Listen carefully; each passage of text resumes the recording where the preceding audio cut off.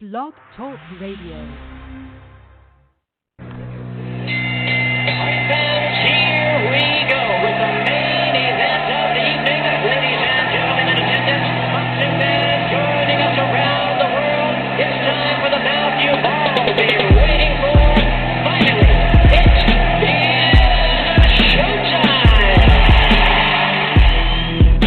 Man, we dedicate our life to this sport. We do thousands of sit-ups in camp. We run hundreds of miles, for the ones that take it serious. And we just dedicate ourselves fully to our craft, man. We watch tape. We attitude, we rooting, and we go into that fight and to lay it on the line.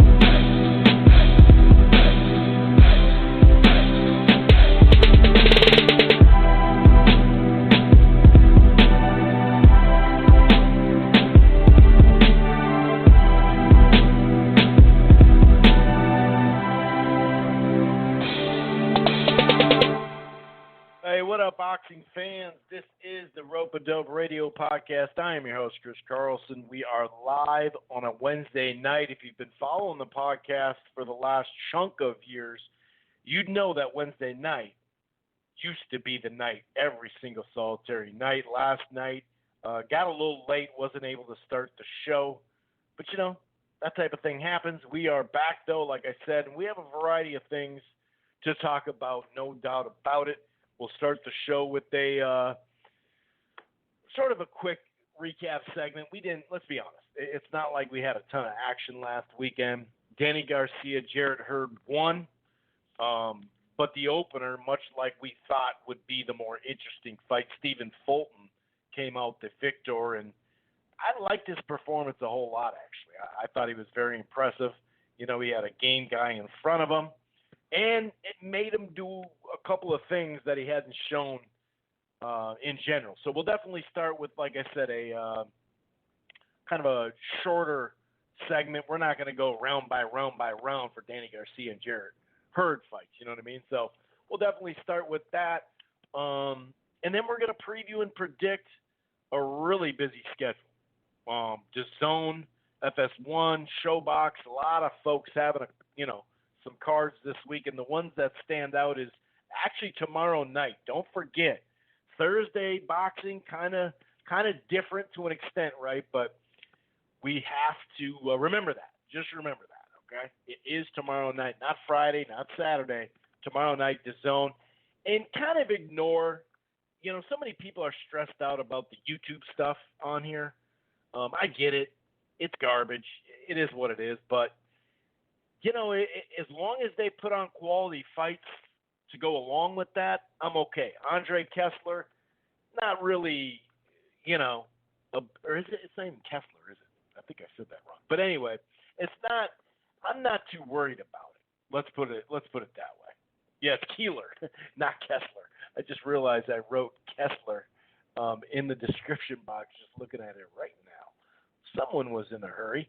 Anyway, like I said, yeah, that doesn't look like much on paper with Keeler, but the undercard is full of some. There's two fights that stand out on the undercard for me, and that's usually what I'm seeing people talk about, and it's not anything new to have a stay busy fight in the main event.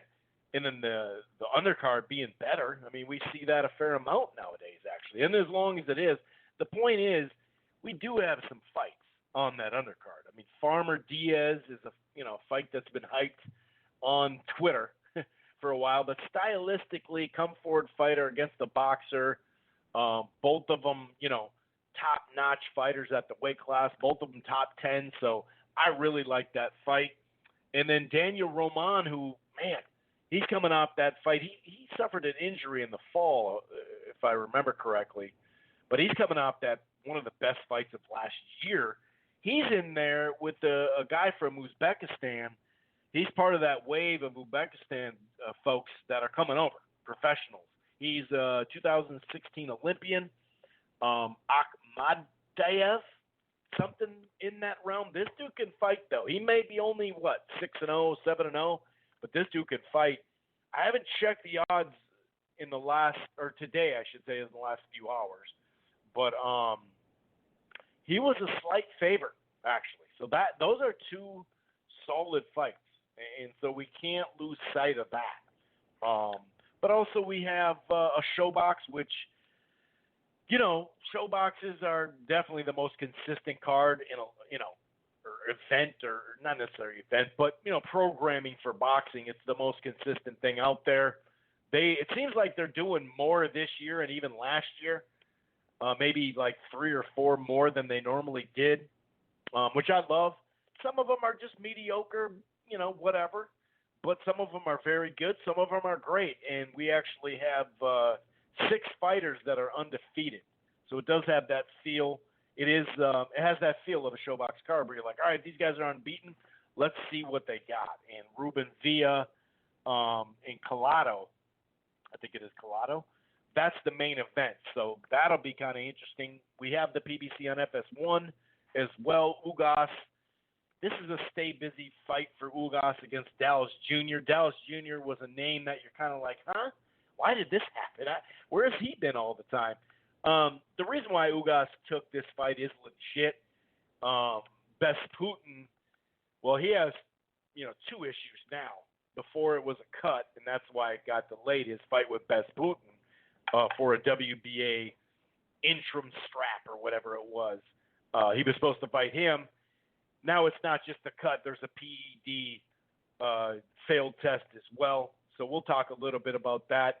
The highlight of it is really Michel Rivera, the rising prospect. This dude is coming along strong. He takes on a decent step up. And also Omar Juarez is on the card as well. So kind of reminds me of, a lot of the fight cards I just mentioned with that DAZN card. Yeah, the main event. Who knows if it'll be good? Maybe it won't. Maybe it will. Maybe it'll be entertaining. I don't know. But the undercard does give you something. So, but beyond that, we will look at some news. Obviously, Canelo Alvarez was, I'm not going to say it was booked, but they were talking about it like it was booked in Japan. Him and Murata were going to fight in the Tokyo Dome. We'll give you a little bit of information there. I'm not 100% certain that fight happens now. It sounds like it may be off. They couldn't come to terms. I know DAZN is in Japan. It has this is an old stat. It's well over 1 million subscribers in Japan. I think it's probably close to 2 million now. But Murata has a TV deal over there that doesn't necessarily line up with DAZN. Maybe that was an issue. But that would be a big fight in Japan. That's for sure. But yeah, we'll talk a little bit about Fulton, Stephen Fulton. He really put on a good display after a couple of rounds of adversity, minor adversity style-wise. But if you look at the 118 on both sides, there's some really good fights, and we're going to go over some of the PBC guys that they have. And the reason why we talk about that is because they can actually be made in fights that Fulton could possibly get. Since we last spoke, a couple of fights have been made, whether it came to the purse bid or some extensions when it comes to purse bid. Sampson Boxing. Wow. Kudos to you guys. You guys are getting it done, man. I'm pretty impressed, actually. So Lukovitz is making some noise, but I think that's one thing we can pressure these platforms, the 3 major platforms. We can pressure the folks behind them, whether it's Eddie Hearn, Al Heyman, and Bob Arum, or the fighters themselves. But we also can't forget to pressure these belts, because a lot of this cross-promotional or a PBC fighter going to a different platform or vice versa, in the past anyway, the last chunk of years, has usually come from a sanctioning belt in a mandatory situation. So we got to remember that, but I'll go over a variety of those. One of them was pretty surprising. The Josh Taylor one kind of took me by surprise. Andy Ruiz is out there looking for a new trainer. Could it be Teddy Atlas? I don't know. That would be an interesting match there. Big Baby Miller has a home. Not a big surprise there. Since we last spoke as well last week, AJ Anthony Joshua has come out and said that he's got a plan to make a huge offer to the winner of Wilder and Fury, but there's some complications. Go figure. It's boxing, right? I mean, beginning with he owes 2 fights to his Mandos. But we'll get into that news a little bit. And Lou DiBella is firing shots all over the board, whether it's at Stephen Espinoza and Showtime, because Espinoza did mention a couple of items, pertaining to DiBella on the Boxing Voice, shouts out to Ness and company. He's also talking about how these 3 platforms are pushing him out of boxing, basically. He's got a point, no doubt about it. There's also a couple of questions where you're like, well, I mean, I hear you, Lou, but, there are some items there that we could point to. So we'll definitely get to that. And then the ongoing Demetrius, Andrade, Jermall, Charlo saga continues. Speaking of the Boxing Voice, Stephen Espinoza was talked about that as well. Last week we talked about the Jermall, Charlo, Canelo Alvarez stuff and the Andrade stuff a little bit. This is an update with Andrade in Charlo, and it kind of makes sense to me, being that I've always said that I think those guys are looking for the Golovkins and Canelos and other that stuff rather than risk it with each other. I'll give you a little bit more detail when it comes to that, but like I said, there is a variety of fights that are going to get made or not made. Before we get into this recap, if this is your first time listening to the Rope-A-Dope Radio podcast, it streams live and archives right here on blogtalkradio.com/Rope-A-Dope Radio. Like I said, it streams live and archives. It's basically the headquarters. But you don't have to just listen to it, on Blog Talk. You can find it on Apple Podcasts, Player FM, iHeartRadio, TuneIn, Spreaker, Stitcher, really across the board. I'm also part of the Grueling Truth Sports Podcast Network, which can be found everywhere, including TuneIn and Spotify. In fact, if you use your Siri or Alexa through TuneIn or Spotify, you can find both platforms. While you're at it, why don't you head on over to the gruelingtruth.com. They switched it to .com. I've been lately saying .net. It still links you to it, but that's the gruelingtruth.com. It's boxing, it's football, it's basketball, it's baseball, it's everything in between. They got a great sponsor over there. It's betnow.eu. That's betnow.eu with the promo code TGT, as in the Grueling Truth. And one more thing, and then I'll shut up and we'll get to boxing. If you're thinking about cutting the cord, or maybe you have and you're not quite happy, I got something you may want to check out. I do it myself. It's called AT&T TV Now. It's live streaming cable. You can try it for 7 days. They have a 7-day free trial. There's no annual contract regardless to tie you down. The plans start as low as $50 a month. You can stream it anywhere.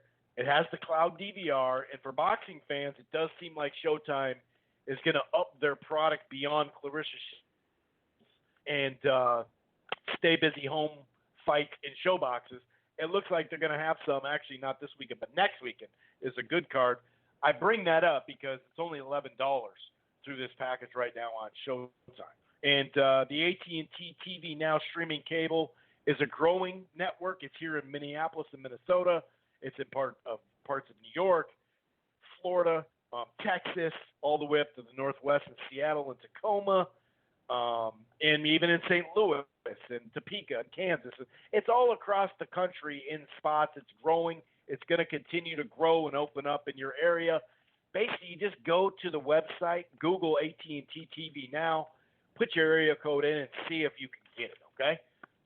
So anyway, like I said, this recap section is not going to be that diverse. We're not going to sit here and say, in round 3, I thought Garcia was really doing a great job because, these were pretty one-sided fights. I am going to talk a little bit in detail about the opening fight, which I thought was very interesting to watch.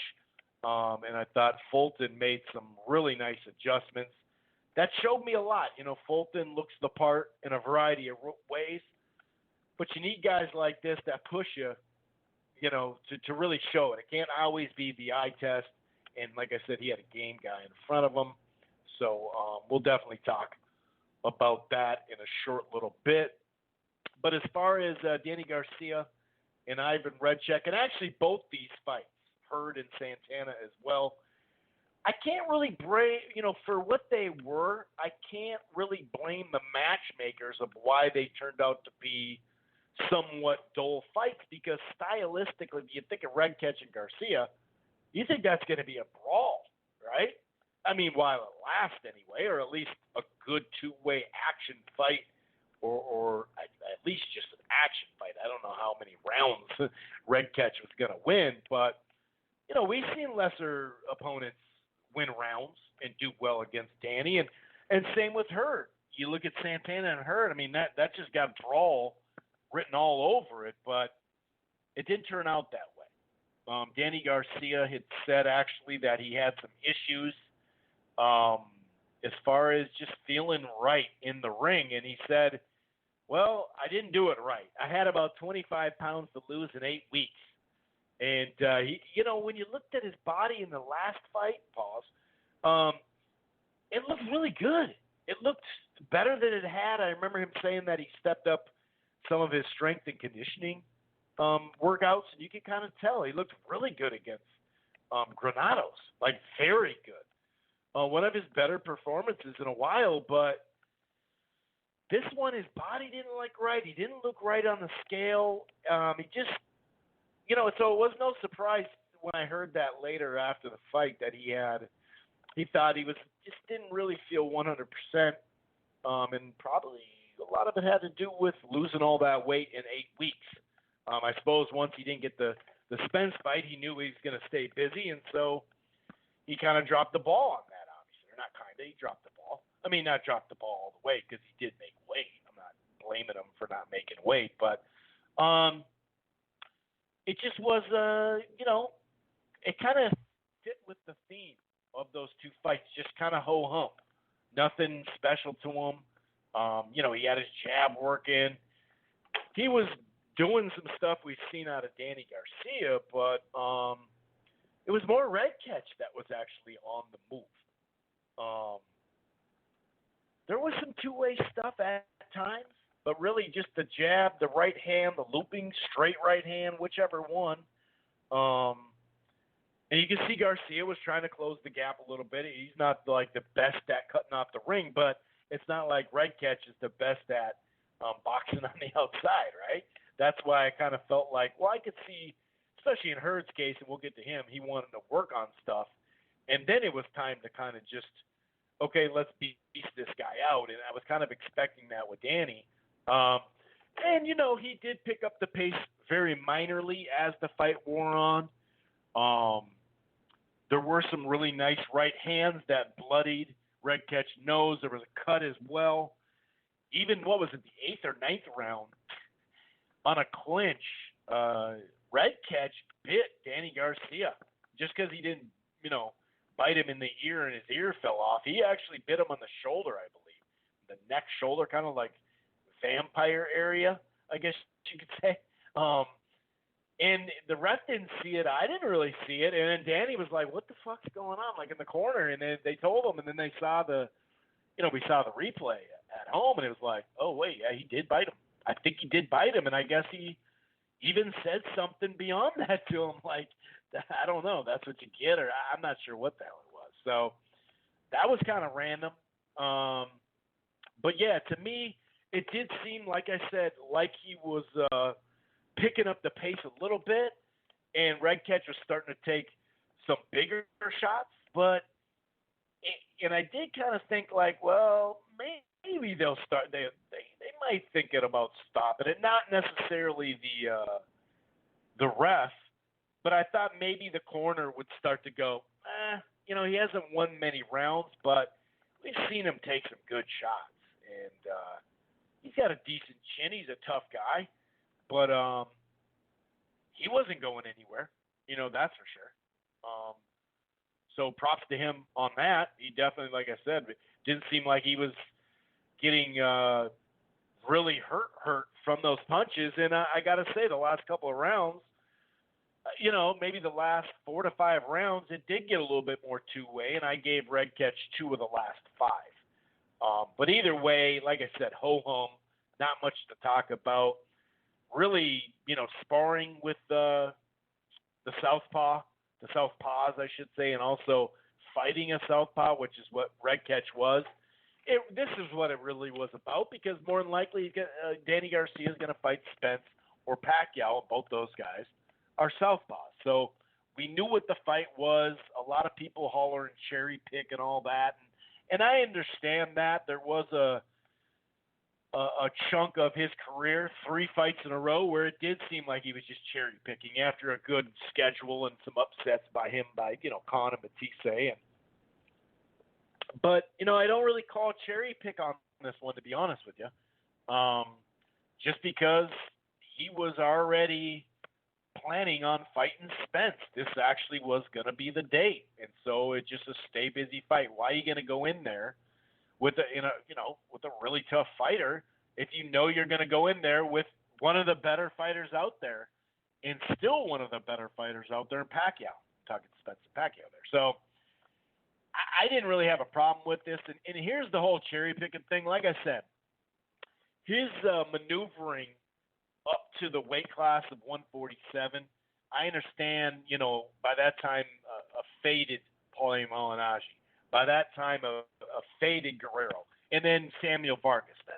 Come on, that is a bad run. It's a horrible run. And I know people, but let's be honest. I mean, in 2017 he fought Thurman. In 2018 he fought Porter, and then he was just ready to go with Spence. So I don't really call this cherry picking. Now, if his next fight is a very mediocre opponent, I'm going to come on here and say it's cherry picking, because then that would be 3 in a row, right? But there are some circumstances. His opponent, Errol Spence, did cartwheels. Anyway, in his Ferrari is what I meant, but he's okay now. 195 to 88, they threw about the same amount of punches. The power punches, 100 more, 173 to 73 from Garcia, 34% to 15%. That's about it. That's about all we want to talk about. We'll see. Danny did draw a nice crowd, over 8,000 at the Barclays. No surprise. He still will do a good crowd, even though nobody was obviously checking for this fight. And why would you? This wasn't something that you have to really worry about too much. Now, as far as Jarrett Hurd, we figured, he had talked a whole lot about fighting in a different manner, right? And I can respect that, no doubt about it. And so I get it. I remember bringing up that fight he had with Wilder. Was it Wellborn? Or not with Wilder. Wellborn on Wilder Fury, the pay-per-view. That was the co-feature, I believe. And he fought with a little bit different of a style, and it wasn't going good for him. So he got a little pissed, and he went to the body and knocked that Wellborn out really quick after that. And I kind of felt like it would be more than just that, I thought it'd be probably a good chunk of rounds, maybe even 4 or 6 or something like that. Santana, although somewhat durable, sure, but at 154, that is not anywhere near his weight class, a comfortable weight class. So, he had the long jab going. You might as well use a jab. He's got a huge reach, does Hurd. He jabbed a lot. Santana had minor success here and there, but it was mostly jabs and movement. And his movement, I got to admit, at a high level, that movement's not going to get you too many places against the high-level 154-pounder.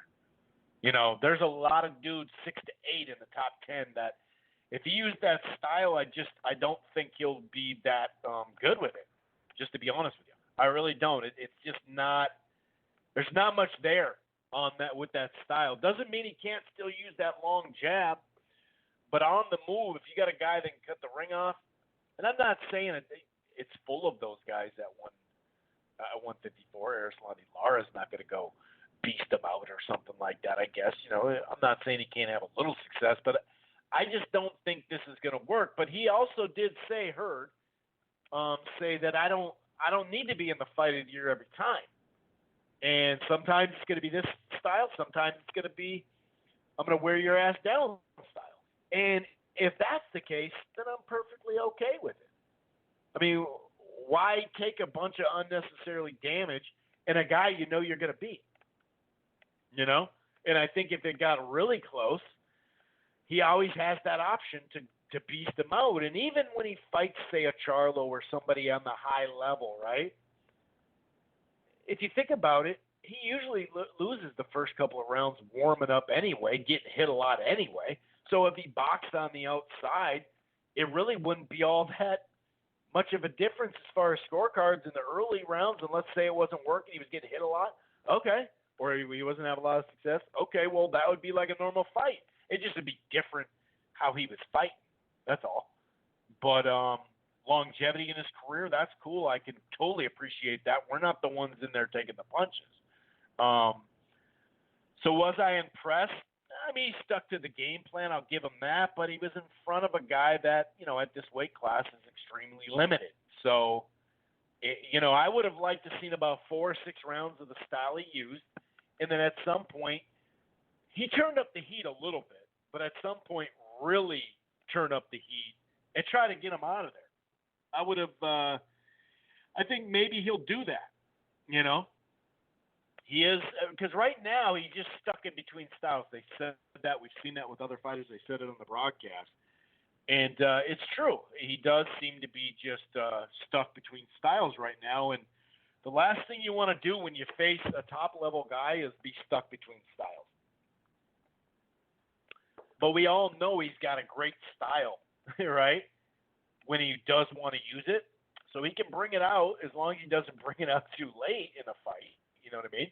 I don't have a problem with it, but he pretty much dominated. Like I said, it got a little bit better at the end, but the boo birds were out. New York City was letting them have it for obvious reasons.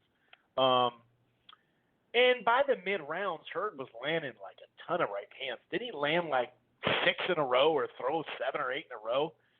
Like I said, some success, minor success Santana had, but just not enough to give him many rounds at all. Some exchanges and all that, but the jab, 80-5 for Hurd. You know, he can use that jab. We've seen him use that jab at times coming forward. I mean, maybe he doesn't need to come forward as intensely, and you could still use your reach then.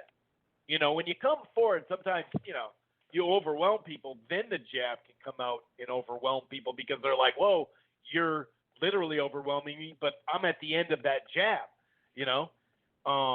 But I think in the middle of the ring or just inching forward, maybe that'll be better for her. Then again, he doesn't want to just sit in front of his opponent too long unless he's not punching. But I still think you can use that length and have your opponent at the end of the punch because, like I said, look up his reach. He's got a huge reach.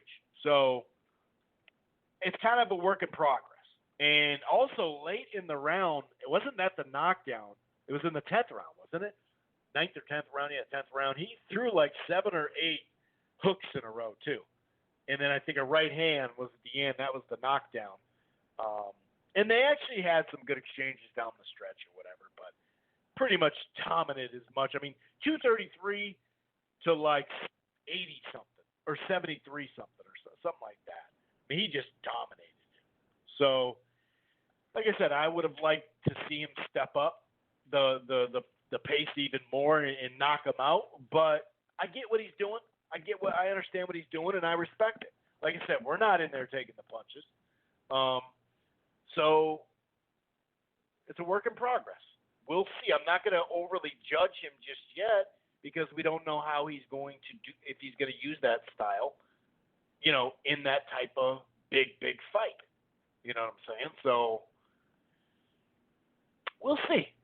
We will see.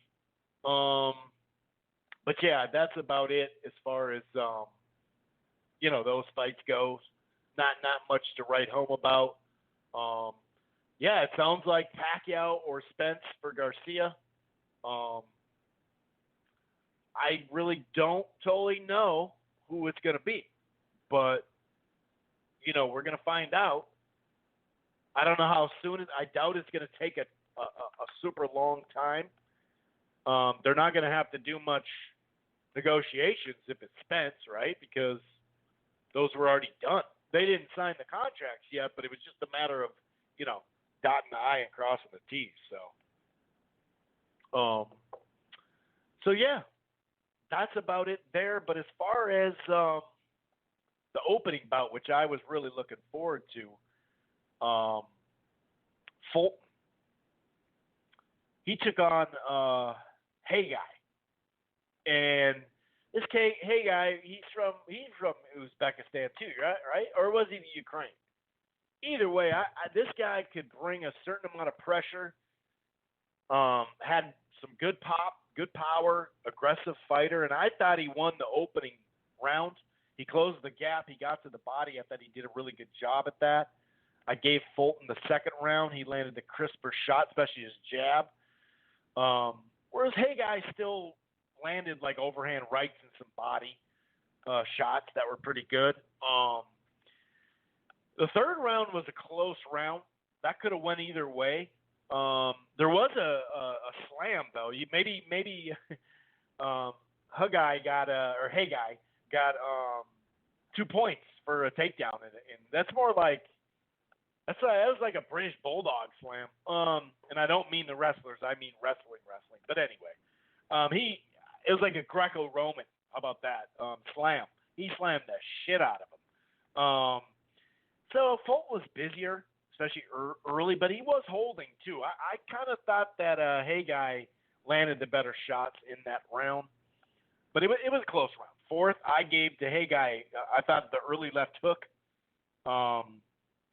landed really well, and also several right hands behind the jab. He was throwing some jabs too, so I gave him that round. But then after that, it was all Fulton. And I loved it that it was about 2-2 after 4, right? To me, maybe you could be 3-1 either guy, but I think it was about 2-2. And I wanted to see, okay, this is exactly what I wanted to see it. How good is Khegai and how good is Fulton? Okay, so we had a game guy in front of him, and he had a great bounce back round in the 5th round, pumping that jab, getting more head movement in there, and then he also added the left hook, and that really did a lot. The mixture of jabs and movements and pot shots slowly turned into more combinations, and he was mixing up those combinations. I like that as well. He was showing a lot of great footwork, making sure he was, out of range to get hit or get hit clean, but yet still within range and, more importantly, footwork in position to punch. And he was pivoting. He was, rolling out. I mean, this guy, he had it all, dude. He had it going. I really like what I saw. Although, I did actually give Khegai the 11th round now that I see that.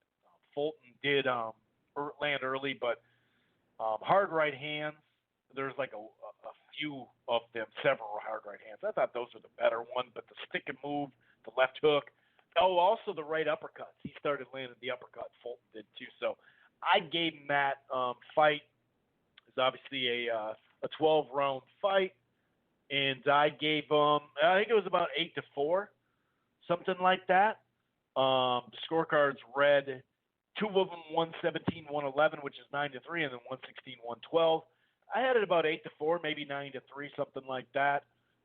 Fulton really got busy as far as just outlanding them too. 182-123. Although Khegai did bring a lot of pressure. 649. He outthrew him by over 100 punches. But the sharpness, 34% to 19 was big for Fulton. And then jabs as well, 83-28. That's a sizable advantage there. So I liked what I saw out of Fulton. I really did. I liked that he got challenged early, and I liked that he made adjustments. Really impressed with his footwork. Really impressed. I mean, he did hold too much. I think, it's one thing to clinch and turn your guy or whatever, but he was holding way too much to the point where if he's in there with somebody else, they may start calling it. But once he stopped, he showed that he doesn't need to hold. He can just uses footwork, uses smarts, uses ring IQ, and then the minor clinch. You know what I mean? I mean, it's one thing if an opponent's coming to you and they're like putting their body on you, pause, or they're having their head jamming your chest. A lot of people like that. You put your head in the chest and just go to work on the body and then go overhand left or overhand right in there. We've seen that plenty of times. Well, if someone's gonna get inside of you like that, pause, with the chest, to your chest, and actually body to body, I'm just all up in this pause here. And I kind of just did it right on that. But my point is, if someone's going to bring pressure to the point where they're making contact with you, that'd have been so much easier to say it that way, wouldn't it? Then you can hold. Because it's like, dude, I'm not going to let you just put all your weight on me. You got me on the ropes already. That's different. That's different. That's strategy. That's a whole different ballgame. But anyway, like I said, I liked what I saw out of Fulton a whole lot. And, man, if you look at PBC, I mean, 118's popping. But I'm just being realistic. There's a ton of fighters, obviously. Inoue being a huge one. He's got to fight Casamiura that we'll talk about. Like, there's a ton of guys. But I'm just saying about fights that could be potentially made on the PBC side. You have Fulton, obviously. You have Rigo, who actually fights 2 weeks from now, or a week and a half, I guess you could say. Ray Vargas just signed. They still have Rodriguez, Warren, Ceja, Kamita. Kamita's a solid dude. Brandon Figueroa, Angelo Leo, or Angelo. Is it Angelo Leo? Angelo? I don't know if he's a Heyman guy. I can't remember, but he's on ShoBox. So you could at least get a fight somehow that way. We've seen that plenty. I don't think he's actually with Heyman. I can't remember. But they have enough talent over there that they got to make these fights happen over the next couple of years and mix and match these guys. And we're going to find out, what's what. So, and by the way, the number to dial is 646-381-4990. That's 646-381-4990. I see a lot of what's up, Portland. I see a variety of folks that I see normally. A couple of numbers that I don't call in much or I don't recognize. If you guys want to press 1 and join in, cool. If you're just listening, cool. You can always take the show with you, whether you're running errands, you go to the club, get a little workout. You like I said, you're dropping off kids. You're stuck in traffic on the West Coast because it's always traffic in LA. 646-381-4990 is the number to dial. You can take the show with you, like I said. Now, we are going to get into some of these preview and predictions a little later in the show. So, yeah, obviously, Boo Andrade, Demetrius Andrade takes on Luke Keeler, not Kessler, Keeler. Tevin Farmer and JoJo Joseph Diaz Jr., although I think he dropped the junior now that I think about that. And then Daniel, that's a good fight. I like that fight a lot, and I really like this fight. This might be the fight. I think this would be the fight of the weekend. And I'm not going out on some sort of, limb here. Daniel Roman, who, like I said, against Monaghy, that was one of the best fights last year. That was a great fight. He has a fight in front of him. This is 122. The unified champ, Roman is. Akhmadaliev. I don't really know the pronunciation just yet, but dude can fight. This guy can fight. It's not just his amateur pedigree. Sure, we could say it's an eye test as of right now at the pro level because of his competition. But when you watch this guy fight, this dude has some talent. We'll get to the FS1, especially the undercards, much like the DAZN card. The undercard, I like Michel Rivera against Fidel Maldonado. I think that's a decent step up for him. And then Omar Juarez is in a fight as well. And then ShoBox as well. We'll get to that. Ruben Villa and who's he fighting? That Collado dude. So we'll definitely preview and predict that stuff and break it on down, bring it all the way down. But we do have a variety of news to get to, so we'll get to that news, whether it's Demetrius Andrade and Jermall Charlo, the ongoing saga, the saga continues, or the soap opera, I should call it, continues as the world turns. But it's interesting. It's interesting. The update I'll give you is interesting. Shouts out to the boxing voice in Ness with that Steven Espinoza interview, I mean, I'll just say it's interesting. Also, we'll talk a little Canelo, a variety of stuff. Sampson Boxing, Lou DiBella, AJ, all that good stuff. We'll get to in a short little bit. And actually, I forgot to.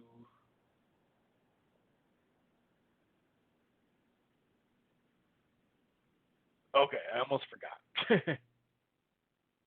Yeah, so sorry about that for the people that text me and asking me some questions. That's my chat, basically my text. So yeah, let's Canelo.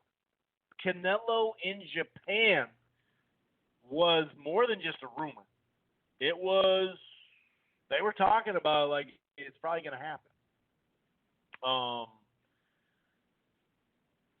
You know, I don't know if it doesn't sound like it's going to happen now. I mean, if you look at Chris Mannix, this was January 22nd, so it was a while ago. He's one of the first guys that had this, that they engaged in serious talks to stage Murata and Canelo in Japan. I guess the only thing there would be the TV deals. You know, you wonder if that fight is gonna go down. And speaking of, that area, it's not Japan, but China. We know that. I think, did we say that on the last? Was that news by then? I can't remember if it was already news by the time I did my podcast last Tuesday about Jose Ramirez and Victor Postol. They postponed that fight. They're not going to do it in China because of the coronavirus. So yeah. Anyway, this fight, I'm not totally sure exactly if this fight's going to happen. It seemed like it was getting close. It seemed like it was about to be done the way they talked about it, but then it kind of fell off a little bit. And even this is January 26th, not long ago, Bob Arum told promoters, or reporters, I should say, that, him and Mr. Honda were going to co-promote it. It could take place Sunday morning at the Tokyo Dome to make it prime time in the U.S.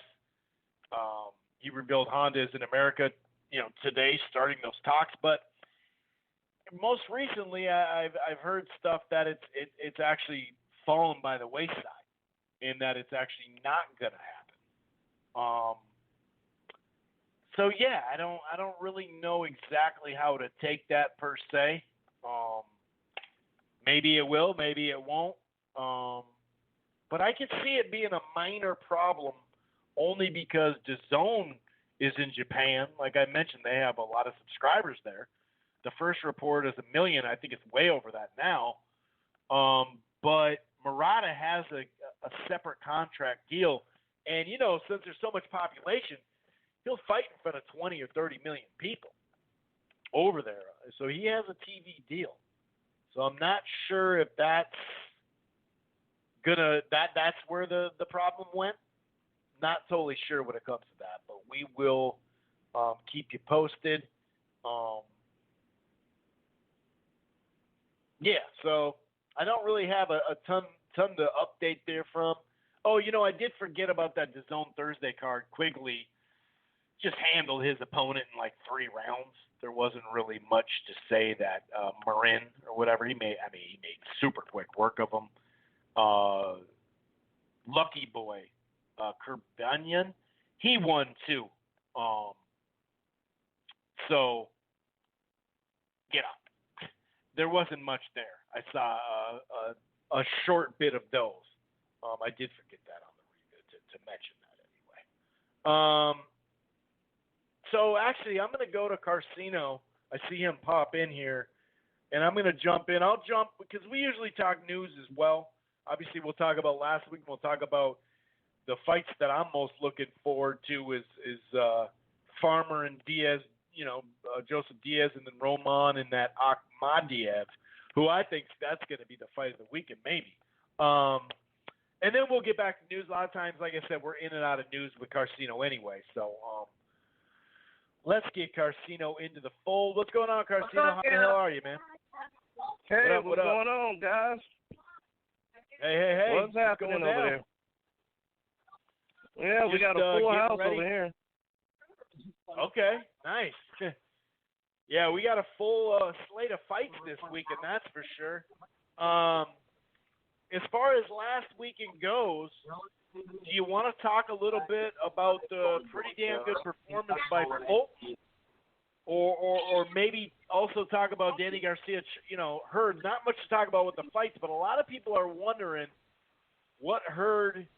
how far Hurd, plans to go with that outside boxing style.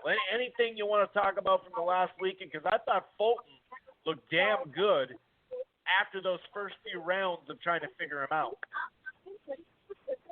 Well, I think that the fight was better than expected.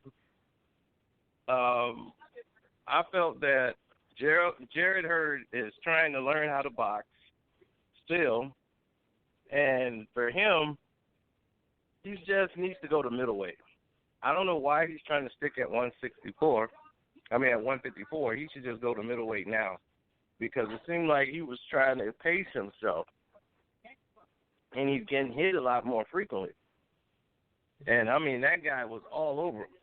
And he was pushing the pace. He was getting a rhythm. I liked, at first, man, we got a good scrap out of this. Even though Hurd was, right, he was just too small, it was like a super middleweight versus a guy from welterweight. So, for me, when I was watching it, I'm just like, man, he can't hurt Hurd. But he's definitely putting in more work and definitely putting in better combinations. Might have stolen a couple of rounds, but Hurd is not like J-Rock would have beat him again. If he default J-Rock that night, J-Rock would have beat him again. He wouldn't have won. Hurd, it's not just the style he's choosing to fight, it's just that he's been knocked out, he's been stopped, basically. So, hurt and knocked down, and, it's just, it's a humbling experience for him. He lost, and that's in the back of his mind, and he seemed like he was trying to stick to the game plan. Whenever you see someone changing coaches, changing trainers, changing all these different scenarios and trying to change the way they do things, they're not happy with the way they've been fighting and how they've been looking, and they feel like it should have went a different way, the J-Rock fight. Now, his style that he was fighting in, that he was comfortable in, this isn't somebody who's been boxing all their life. So for him, this isn't like second nature, like falling back on something he knows. Now he's trying to learn something and implement it in major fights. And he just looked like a duck out of water trying to jab. And he just looked terrible trying to do it. He just looked confused at times. Yeah, that footwork looked like he was about to stumble over his own feet sometimes, Oh, yeah, it was terrible. Every boxing trainer was watching it, was dying to get in there and work with him. He's like, I just want to work with him just for free, just so he could stop this. Like, why is he doing that? Yeah, that was pretty bad. But the fight that took my attention away was the Danny Garcia fight. That guy bit Danny Garcia, and that made the whole night for me. That was when he bit Danny, because I saw it and I said, did he just bite him? It was. Yeah, that was a crafty bite, dude. That was like an inside fighting crafty bite. He made it real subtle. Danny did what he normally does. He's a counter puncher. He's good at countering off of people's offense. So Danny did a great job of countering shots all night. He was waiting for his moments, making it short, making the right hand. He would have had his defense up for Danny's left hook, and he was looking out for Danny's left hook. That's the only thing he throws. but he actually throws a very educated right hand. And Danny was like this in the amateurs. He felt basically the same way, flat-footed, didn't really jump off the screen and impress you, but he always did enough to win. And then he would always be the one who landed the cleaner punches, the more telling shots, and he had good eyes. He could stay in the box without panicking and running out. So he could see things coming. And that's how he was this fight. He was just countering. He did great body work, which was surprising. He landed some really good body shots. There's the remote right there. Right there. Set it up there. So, how do you see a Danny Garcia Pacquiao fight play out? A knockout via Manny. Manny stops him. Because he's too flat-footed. If you flat-footed, you'll have a hard time beating Manny. And Danny ain't gonna fight on his toes overnight. Yeah, Danny's got a pretty good chin though. But I hear you. I mean, at least a guy coming to him. Danny's not good at cutting the ring off against a guy that can box, but at least Pacquiao will be coming to him, so at least it sets him up for the counter. Yeah, exactly. Plus, Pacquiao's not going to fight him. There's no defense for the guy fighting him. I mean, the guy bit him, and I haven't seen a bite since Mike Tyson. I mean, he literally bit him in the middle of the ring. That was crazy. I'm sitting there watching the fight, and he bit him right on the shoulder. I'm like, he bit him, and he didn't care that he bit him. Didn't Breedis Prescott bite somebody on Friday Night Fights? I don't know. I have to go back and see that. I'll go Google it while you're talking about it. But yeah, was this after the Tyson bite? Yeah, that's after. Yeah, definitely after the Tyson fight. But it's still, it was on Friday Night Fights, so it's not like it got like a lot of play. What did you think of Stephen Fulton on that? I thought he looked pretty good after the first couple of rounds of having a game guy in front of him, and that dude was getting him to the body. He was trying to rough him up. Obviously, he slammed him and shit. But then Fulton used good footwork, jab, uppercut, mixing up the punches. I was impressed. I think he could make a little noise. I mean, he had a tough guy that they got straight out of China or the Philippines, wherever they got him. I forgot his name, too, because it was a great name. And I was saying it through the entire fight. And I'm like, man, he's giving people their money's worth. Huh? I think it's Khegai. I think the K is silent. Khegai, yep. Khegai. I was, hey, guys, let's go. He was making my night. He was putting on a fight of all fights. Oh, man, this is a great scene. Yeah, he was getting like everything he asked for in that fight. So that's the kind of fights he needs if he's going to be great. He was able to move around and avoid him and, use his boxing abilities and, he was able to showcase. That's a good, tough fight you need coming back. So, definitely was a good fight for him. But we'll see what happens. It was Prescott that got bit. This dude named Toledo, he got disqualified for biting. That's what it is. This is 2009. He got bit. That's what it was. I knew it had something to do with him. Yeah, I remember that reaction. He's like, "Oh, what the?" That was crazy. But yeah, you don't see it. I mean, that's 3 times since we've been alive. You know what I mean? So that's pretty rare. That's pretty rare. Yep. What do you think of Tevin Farmer, Joseph Diaz Jr., the come-forward fighter against the outside boxer? Obviously, this is going to be a great night. This is the fight I've been waiting for. I've been waiting for this. I agree. How do you bring it out? I think that Tevin is going to definitely go to the body and try to break him down using his jab, and he's going to get physical with JoJo early on and dig to the body. Once the fight gets late, in the later rounds, I think Tevin Farmer is going to distance him out. So after the first 6 rounds, that's when it's going to start. You're going to start seeing the fight change. It's going to be back and forth because JoJo's going to bring it. But I think Kettle's going to beat him on the inside and show that he can be just as physical.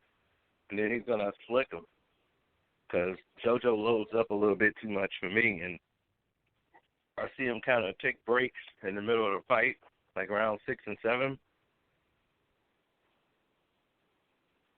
So I got Tevin Farmer winning by probably majority decision. I think it should be unanimous, but one judge might have it as draw. Right, there might be a judge that likes to come forward fighter or something like that. Mhm. Well, I'm very interested in seeing that fight. Yeah, I agree. I'm also interested in that Daniel Roman, and it's Akhmadaliev or something like that. It's this Uzbekistan fighter who was in the Olympics in 2016. He comes forward, but it's like with responsibility comes forward and with like a high guard, and I think that's gonna be a sleeper.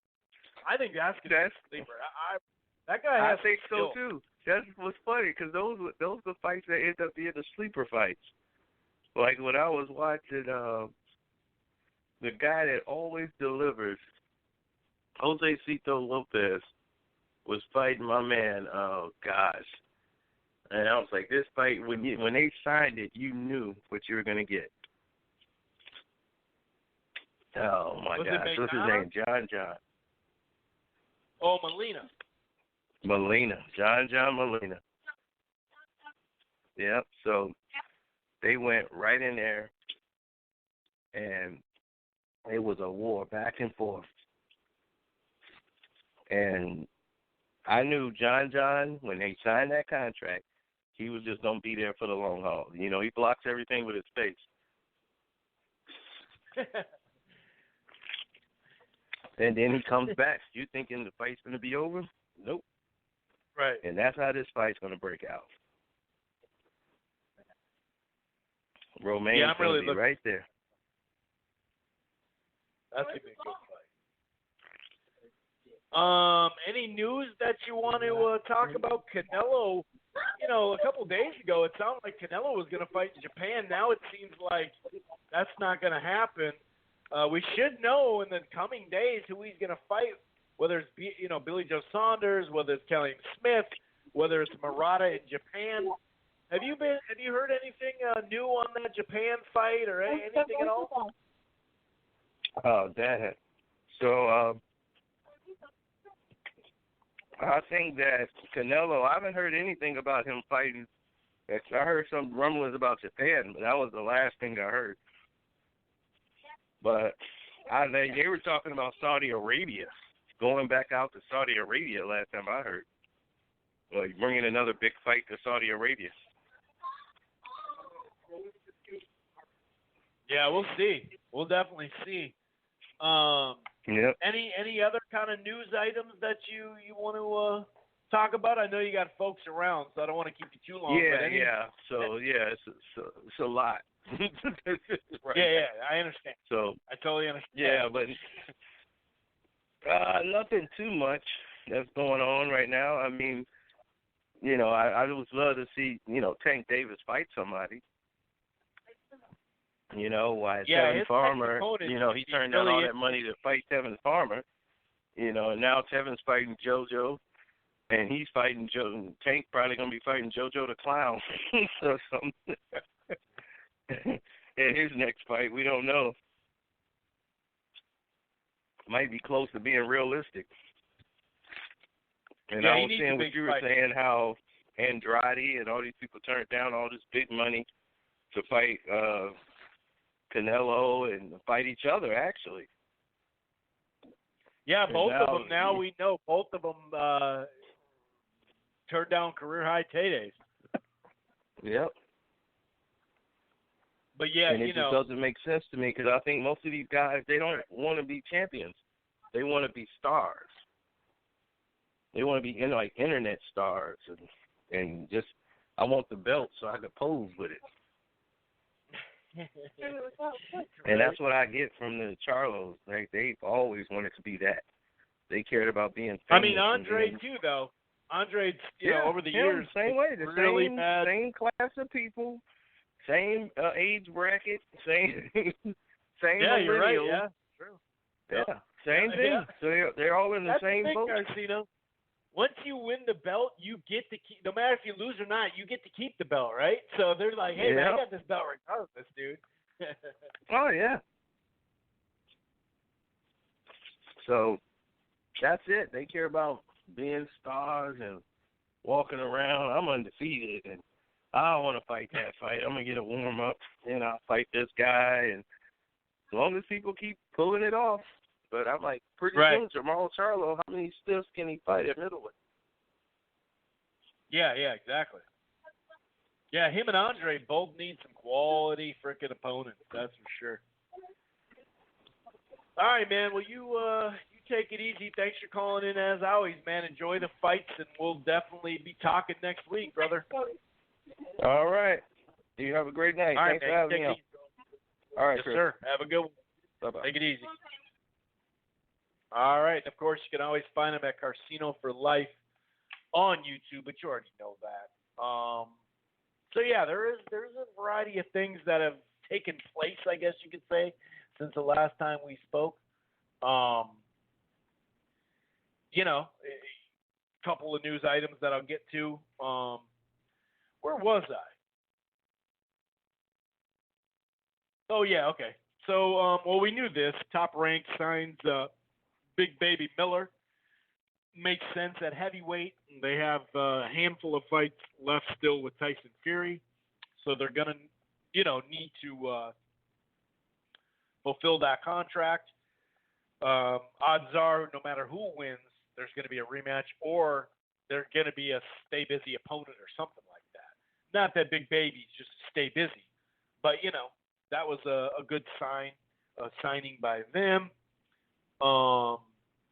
Oh, yeah, this is something that I don't think we talked about, but Alejandra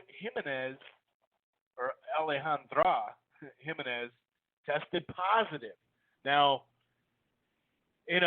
some folks were saying PEDs regardless just based off of her look, like her body type, which, I can understand why they'd say that. As far as the transgender thing and saying that, Clarissa Shields and other female fighters shouldn't have to fight a guy, that's just, she had a baby. Like, I don't know everything, but I know when you have a baby that there's something to that, right? So all that ignorance out there is just goofy. Like, the PED thing, I totally understand. I totally understand. She popped for something. We're going to find out what it was, yada, yada, yada, B sample, yada, yada, yada. But as far as the transgender thing, like, calling, Jimenez a dude, it's saying, like, really, no, she is. Like, spreading that misinformation that she's a guy. It's kind of like, come on, dude. Like, you can have your own opinions on transgender if you want. Everybody has the right to their own opinion. I just would stick to the PED. She had a baby. Like, come on. Anyway, so we'll see more. That's too bad, though, because that could have been a fight for Clarissa Shields. I say it could have been, but how bad is the suspension going to be? So maybe it still can be. It's just kind of strange. What else we got? Oh, Teddy Atlas. So Teddy Atlas, and Teddy Atlas is I was going to say, rumored to potentially be a trainer for Andy Ruiz. Now, Andy Ruiz let go of Robles when Steve Kim announced it. He's saying, he's the one, I think he's the one that broke the story. But in his story, he used a quote from Ruiz's dad that Heyman forced it. I don't know if that's true or not. If you look at like Henry Ramirez, he came out after this and said, this is his tweet. One thing I know firsthand and can speak about Al Heyman doesn't get involved in the trainer situation. Lance Pugmire said, one thing I know for certain that the split up between Manny Robles and Ruiz, there's no way Heyman ordered Robles out, as his father says. Now, I don't know. Maybe his dad thinks it is. You know what I mean? And that's what the problem is. I don't know. But what I do know is Henry Ramirez is a good source. Now, you say, well, yeah, but he's with the PBC. Okay, that's fair, but hear me out, dude. There's a real obvious thing here. I mean, if you're ever – Crystal Ball Areola was a candidate to switch trainers. How many times? How many times did he come out of shape into a fight? You know, if Al Heyman was going to force a trainer switch, Henry Ramirez would have been out the door a long time ago. So for Henry to step up and say, you know, I know firsthand that he doesn't get involved with situations like that and trainer stuff, to me, that's a pretty good source. You know, to me, that's a pretty good source, I'd say. Because after all, you know, like, that's, I mean, why wasn't Ramirez fired? You know, so it is what it is, but I just thought that was kind of funny. But as far as Teddy Atlas and Andy Ruiz, I guess there is a pretty strong rumor that they're actually going to have they're going to have some training sessions together and kind of feel each other out. And then Ruiz is looking at an offer from Dillian White. It doesn't seem like the offer is going to be this time. Looks like Dillian White is going to fight Povetkin based on Eddie Hearn's comments. But he says it's a good chance that it'll be the next fight after that. So it would make sense for Ruiz to, and Eddie even said this, it makes a lot of sense. Like, do you want to go from AJ to White? Like, why not get yourself into shape like you had the previous year, right? Get in shape, go out there, put on a good performance, get back into camp, and then go fight Dillian White. That'd make a lot of sense. And I hope that's the case for Ruiz and Dillian White, you know, and that makes sense for Dillian White. And it does sound like the way Eddie put it, he said that they weren't really – the money wasn't enough to come to the UK, but the money sounds like they were very interested in that fight next. So obviously they have to get through their next opponents. Povetkin's not an easy fight for Dillian White if in fact that's ultimately who he goes with. That's what Eddie Hearn was saying. But, you know, we don't know exactly until they actually sign the fight. But, you know, Teddy's going to tell him like it is. And as far as Andy switching trainers, like, clearly it's not Manny Robles' fault, right? You know, the only thing I'll say is for fighters that are constantly out of shape or not, you know, just not well-tuned and ready to go 100% for their fight, it's the fighter's fault, of course. But, you know, the trainer there is something to that where you're like, you know what? They're allowing that to happen, and you could just say, I'm not going to do any more fights with you, dude. You could say that, but then you're not going to get your percentage points. So, like I said, I'm definitely not I'm not blaming any trainer for somebody that's not in shape. You know what I mean? That's not – sure, it's their job to get them ready for a fight, but it's the job of the, of the fighter to show up to the camp and do everything that is necessary. So that's the only thing I have to say about out-of-shape trainers or fighters is the trainer could just say, I'm good with you. I'm done, dude. We're too close now. We're too good of friends. I'm not able to discipline you. You don't listen. We're good. I'm done. You know, I guess trainers could say that, but, you know, they also have a bond with their trainer, and he was the trainer that was in the camp when they won the championship. And so you're also going to give the benefit of the doubt. Whereas I don't know if Teddy Atlas is going to give him the benefit of the doubt. Maybe that's what he needs. We'll see. AJ was in the news a chunk of days ago. Same with Eddie Hearn, and they said, he basically says he's going to try to throw a corkscrew into the Wilder Fury trilogy, if there is one. We know that the Wilder Fury rematch clause is based off the loser. So the loser, it's up to the loser if he wants the third fight. But the winner of the fight, if there is a third fight, they get 60 and the loser gets 40. But the 40, they get 40, but they, like I said, they get to decide if it's next, blah, blah, blah. So AJ says, well, we're going to throw some money at it. And it'll be interesting because whoever wins, Fury or Wilder, they'll be for a while, they'll be hanging by a thread by the loser if they want to push that in. Could you imagine if you had a $50 million plus option or, offer option, and you can't take the fight because you got to have the rematch? I could see that. I could see the other fighter going, well, screw it. I'm not getting that big payday. I'm going to go get another payday in the rematch. So not only that, but the AJ thing, he has 2 fights lined up, So I know that AJ, there's a little bit of news too. AJ and that Pulev, they got another extension. They've had numerous extensions now.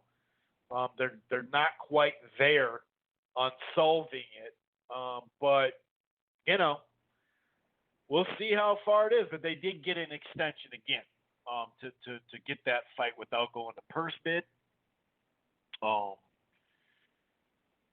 don't know. I mean, I don't care if he drops the belt and they fought later this year. I certainly wouldn't care. I mean, it wouldn't be your technical, undisputed, but even if Anthony Joshua, let's say Joshua and Wilder would have fought this year, right, under that DAZN deal, because this is the first time they'd be fighting under that DAZN deal because, of what Ruiz did to AJ. So they'd either have to lose the belts or one belt, right, or maybe 2, I don't know, but at least one, the IBF, right, for Pulev. So it wouldn't be undisputed anyway, right? But who gives a shit about that? Because we know what's what. But even if Wilder and AJ fought for all the belts at that time, it still wouldn't, this year, let's say, it still wouldn't have been undisputed because Tyson Fury, you'd have to go through Tyson Fury again. So the sanctioning belts and the trinkets and all that, a lot of people are critical of them for good reasons. A lot of people shit on it for good reasons. But then when stuff comes together, then they're like, well, all the belts are together. Let's do it. Let's just do this fight, and it doesn't matter. This will be undisputed. But at the end of the day, technically it's not undisputed. Oh, they got all the belts. Sure, but they'd have to go through Tyson Fury anyway. Because we've seen that Fury's back, last 2 Decembers ago. So, like I said, if Wilder had signed that deal, that 3-fight deal, he'd be now just able to fight AJ, and they'd fight, you'd still have to go through, so it wouldn't be undisputed anyway. At the end of I don't give a shit about belts. That's the whole point. Do I want to see undisputed? Yeah. I know a lot of people, I mentioned this before, a lot of people were shitting on Lipinets, protesting to the IBF that he was the mandatory for Crawford. People were like, nah, fuck Lipinets. Let's just get this belt together and make the Indongo fight because that was the most important fight. Why? Because of the trinkets, not because of the matchup. And don't get me wrong, Lipinets loses to Crawford as well. Maybe not by a body shot in the second round. But I'm not saying Lipinets would have beat him. It's just a lot of people were shitting on Lipinets as if he was a worse opponent than who he fought, Indongo. And as we know, Indongo had a great knockout over a guy that didn't do much either. So it was belts put together, it was undisputed, but it didn't really at the end of the day, was that a great fight? Was that this meaningful fight? No. I mean, it was meaningful on the surface, but still, it doesn't matter. People will sit there and rip at it, but then just to get these 4 belts together, and the second the 4 belts get together, they get dispersed, right? That's what happens. So, I don't know. It is what it is. I just don't. The whole offer thing, that's cool and everything, but you got 2 fights right in front of you. You're already tied to. I know they could drop one of the belts, but they're not going to drop all the belts. They're not going to drop one and then not fight Usyk, right? I don't think they'd do that. That'd be silly to drop all these belts. So, or not all of them. They wouldn't be all of them. But you know what I mean? Like, they're not going to drop 2 of them. So, I don't know. I'm all for offers, bring them on and all that, but and they talked about 50-50 as well. Eddie Hearn said probably the way we're going to make the fight is 50-50 now. Well, is 50-50 on the whole revenue? Because remember, at DAZN, Wilder couldn't know all of the revenue. His was a $40 million fee for the first fight, and he wasn't allowed to know what the whole revenue was. He couldn't touch anything pay-per-view related, gate related, nothing. So, I don't know, but it does sound like Saudi Arabia, no secret here, that Saudi Arabia is ready to put up a grip of money. So we'll see. We'll see how this all plays out. In the end, while they're not taking that fight, he's up to about $60 million rumored anyway with these 3 fights, the Brazil, the Ortiz, and now the Fury. So he would have been a Brazil Joshua. Joshua would have been this year.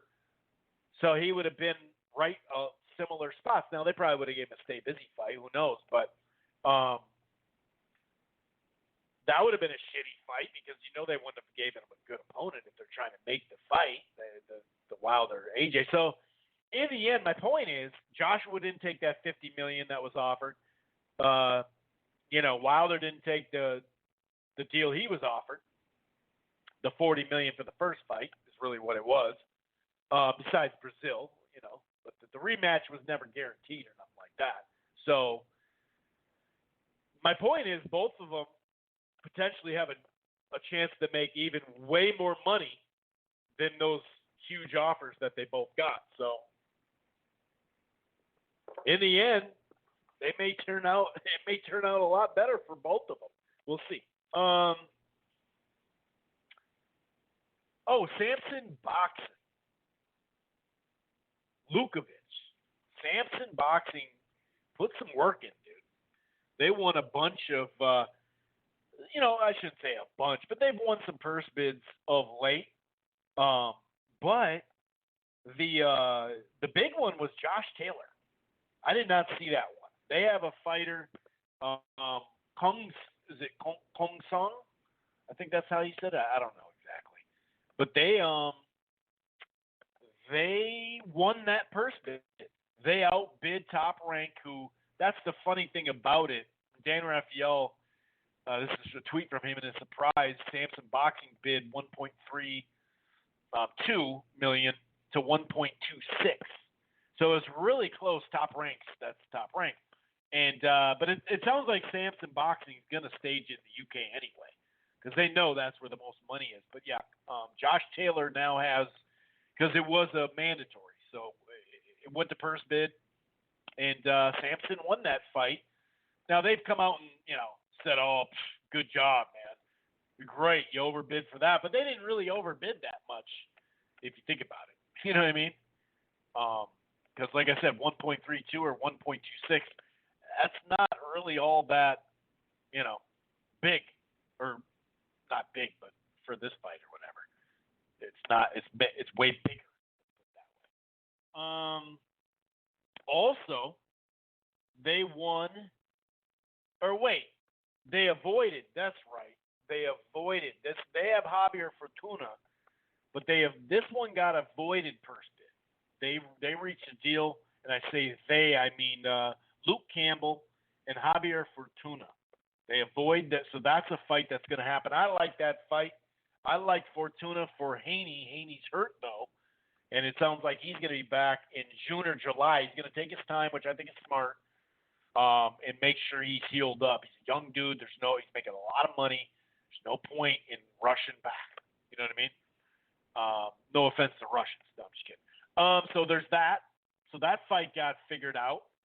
Then, not Sampson Boxing, but still in the realm. Well, actually, does he have Castano too? Maybe I'm wrong on that one. But Patrick Teixeira and Brian Castano have agreed to a fight. You know, that's that. Is it a WBA? Is that what that is? I can't remember what belt it is, but they're going to fight. Castano and Teixeira are going to fight in April and May on DAZN. Of course, Teixeira is a Golden Boy fighter, and Castano is a PBC fighter. Castano was all lined up to fight Soro, who I believe Laura Soro is going to fight, Michael Soro. But they didn't. The money, first of all, when they fought the first time, the money, they had to go to court to get the money. This was Jake Donovan, by the way, who reported that. Shouts out to Jake.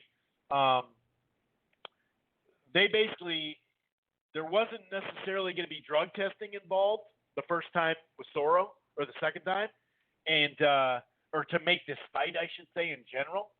And so he's like, well, dude, the money's not, I don't even know if the money's legit. I had to sue you the last time. And then screw it. So that's why he dropped that belt. But this is a good belt for him, or a good fight for him. I think he'll beat Teixeira for sure. But it's nice. You know, that's why I was saying about the sanctioning belts. We can apply pressure to the fighters. We can apply pressure to the platforms. We can apply the people that are, you know, behind the platforms. Eddie Hearn, Al Heyman, Golden Boy, Top Rank. You know, but don't forget about these sanctioning belts. If you want to complain about, let's say, what would be a good example of late? Oh, here we go. Caleb Plant, his opponent. That's a bullshit mandatory. Now, maybe this dude from Germany comes and, you know, he does better than we think, and hey, you know, great. But on paper, that looks like a garbage fight. Now, I like the undercard. I do like the undercard.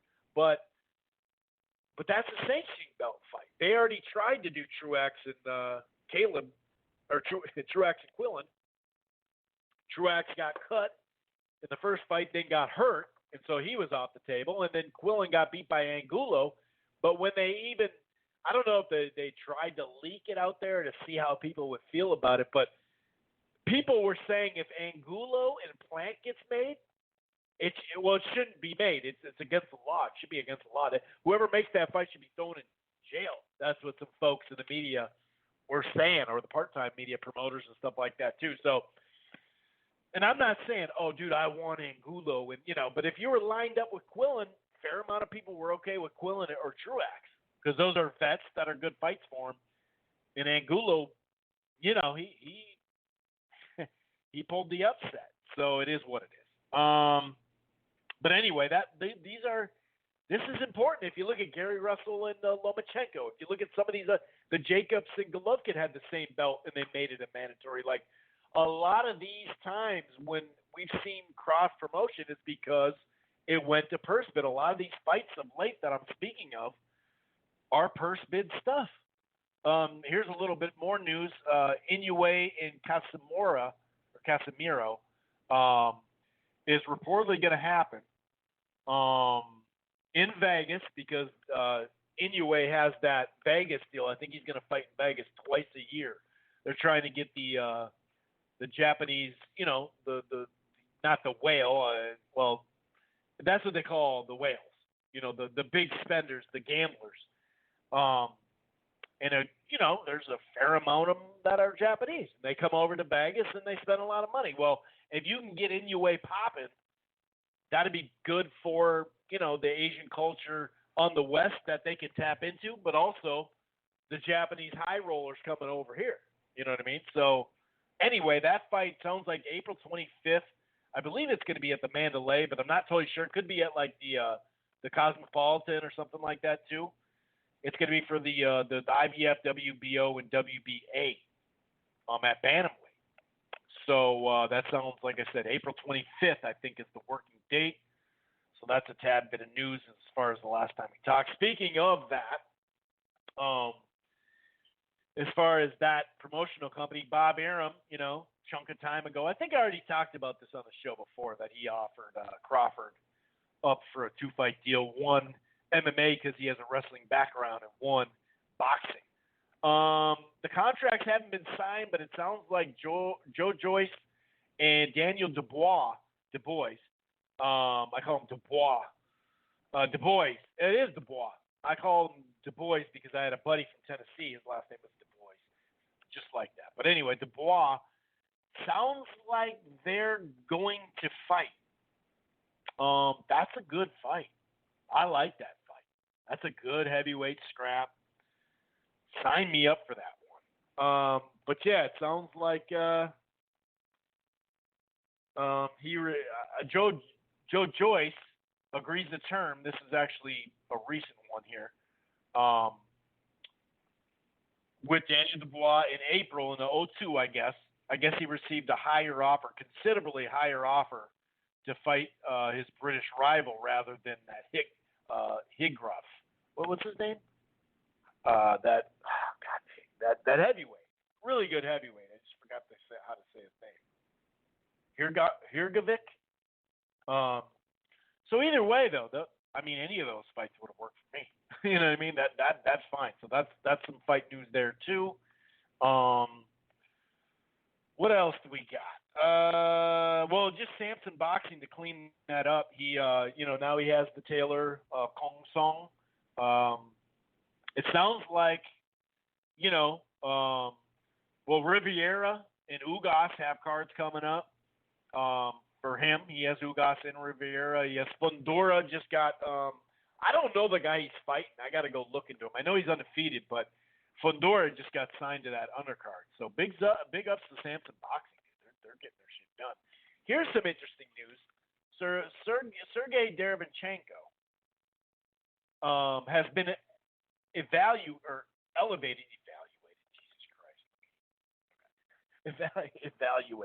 Well, they evaluated him and they tried to elevate him. They decided to. He's the number one. He's number one in the WEC in middleweight rankings now. Jermall Charlo, has yet. This is coming from Coppinger. So odds are they're going to get Derevchenko a fight, and then they're going to probably make that fight. So there you go. If Charlo fought Eubank Jr. and then Derevchenko, that'd be a nice run of opponents. We'll get into that a little bit more, but I would be happy with that. That would work anyway. What else we got here? There is 14 minutes left of the live stream anyway. So whatever you're listening to it on now, whatever device or platform you're listening to, if you call 646-381-4990, you can listen to it all the way till Portland gets on and he shuts down the show. I'm still going to preview and predict some of those fights coming up this weekend. DAZN, 2 fights on there really stand out. Some good stuff on ShoBox. Some interesting stuff potentially on the FS1 undercard with Ugas. So I got 2 more news items. One of them has to do with Lou DiBella, and the other has to do with Demetrius, Andrade, and Jermall Charlo, and what soap opera that is, the ongoing soap opera. No, I want to fight you, but you don't want to fight me. But when I had the chance to fight you, I didn't, but I do, but I don't. That type of shit. So Lou DiBella, yesterday on IFL TV and also Boxing Social. I like Boxing Social very much. I like what they bring. I like IFL TV, of course, but I like Boxing Social a tad better. As far as the people behind the camera, not personally like I know them, but I just think they're a tad more professional. But obviously, I've been watching IFL TV for a while. Shouts out to Coogan. But, it is what it is. They're number one with a bullet, so they're there for a reason. And I'm not saying because of just Eddie Hearn or nothing like that. I'm saying they grind. They've grinded for a long ass time. Like I said, I just think they're not as professional as Boxing Social, in my opinion. But both of them great. Great interviews. And obviously, you get the most information on IFL TV, obviously, because they get more, the more gushy stuff. So anyway, Lou DiBella, we know he's got the UFC Fight Pass, but he had, he was starting to show frustrations. He has been, he was like one of the go-to promoters for Al Heyman for a while. He promoted or co-promoted Derevyanchenko, Regis Prograis, a variety of guys, right? And the Tevin Farmer, variety of guys. And, he's made it known that he's not only is he getting screwed by the PBC, but he's getting screwed by everyone right now. The three main platforms in America, as we know, PBC, as we know, DAZN and ESPN, basically he's screwed right now. He's got talent. He's got talent on his roster, but he's screwed. And he was looking for a DAZN deal away from Golden Boy and away from Eddie Hearn. He didn't get it. And, he is doing what's right for his fighters as far as getting them the most money. And Prograis got a lot of money doing that World Boxing Super Series. And Tevin Farmer was paid handsomely and active, very active on DAZN. And it just didn't land. He didn't land a deal out of it. So he's pretty pissed. And I remember, and actually, both of these conversations at times lead back to the Boxing Voice with the Stephen Espinoza interview. Shots out the nest, like I said before. Keep doing your thing, buddy. Espinoza had a couple of things to say on that interview that we'll get into, but Espinoza did say, well, they said, hey, DiBella is wondering why, what's going on. Like, I can't even, I'm not getting offers from PBC or Espinoza and all that. And on the flip side, Espinoza's saying, well, we did invest fairly well in Prograis, and he got taken off. The Tevin Farmer, they had him on the network. He got taken off. Derevyanchenko between the PBC on FS1 and on ShoBox got featured as well. And he had other fighters that he would work up to the spot where they get a big fight. Now, it wasn't the perfect thing because you are, with the Prograis would have had to probably go up to 47 to fight some of these guys. And he wouldn't be in control of it. And that's fair. So I understand Lou DiBella. He is stuck in a situation. But he didn't have an output deal, but he had some dates with Showtime. I'm not saying they were earmarked at the beginning of the year, but over those couple of years, he had plenty of fighters that went on Showtime or ShoBox, or like I said, on FS1, PBC, or whatever. So, and he was doing a really great job at the Barclays, and he was their go-to promoter on the East Coast, right? So he was promoting Wilder and all that, right? So he would get a fee because that's how it works in the Al Heyman system. They give the promoters a fee, but also they usually get their fighters on the undercards. Now, it's not guaranteed like that, but he did get a fair amount, and some other Tom Brown, and we're starting to see more and more, Lukovitz, he's getting guys in the main event and on the undercard. He just had Rosario in the main event. So, sure, your guy's going to be the B-side more than likely. And sure, you're not going to get all the best deals, or get an output deal. And he kind of looked at, the rest of last year and was like, somewhere in the year last year is what I mean. He kind of looked at Showtime and thought, well, those are going to be mostly PBC events. So I'm going to go where the money is. But going where the money is, and he also said the same thing. He went to DAZN because he wanted to support the DAZN. DAZN, not the DAZN. Just in August and September, he was doing an interview saying, he wants to leverage his own deal. Give me a deal. Somebody give me a deal. And I can understand what he's saying. But if you don't have the leverage, like for Golden Boy, they had Canelo to leverage. You can't use Tevin Farmer to leverage, or even Regis Prograis, to be honest with you. So it sucks for Lou DiBella and his fighters. Not his fighters, because his fighters are making good money. Not all of them, I shouldn't say that. But, Lou is talented. Lou's a great promoter. I like him a lot. Did just let him tell you. He did a lot of great things at HBO as well, and he went on with that in the 90s. Totally. And I do feel bad for him, but in the same breath, you knew that you were playing this game for a while.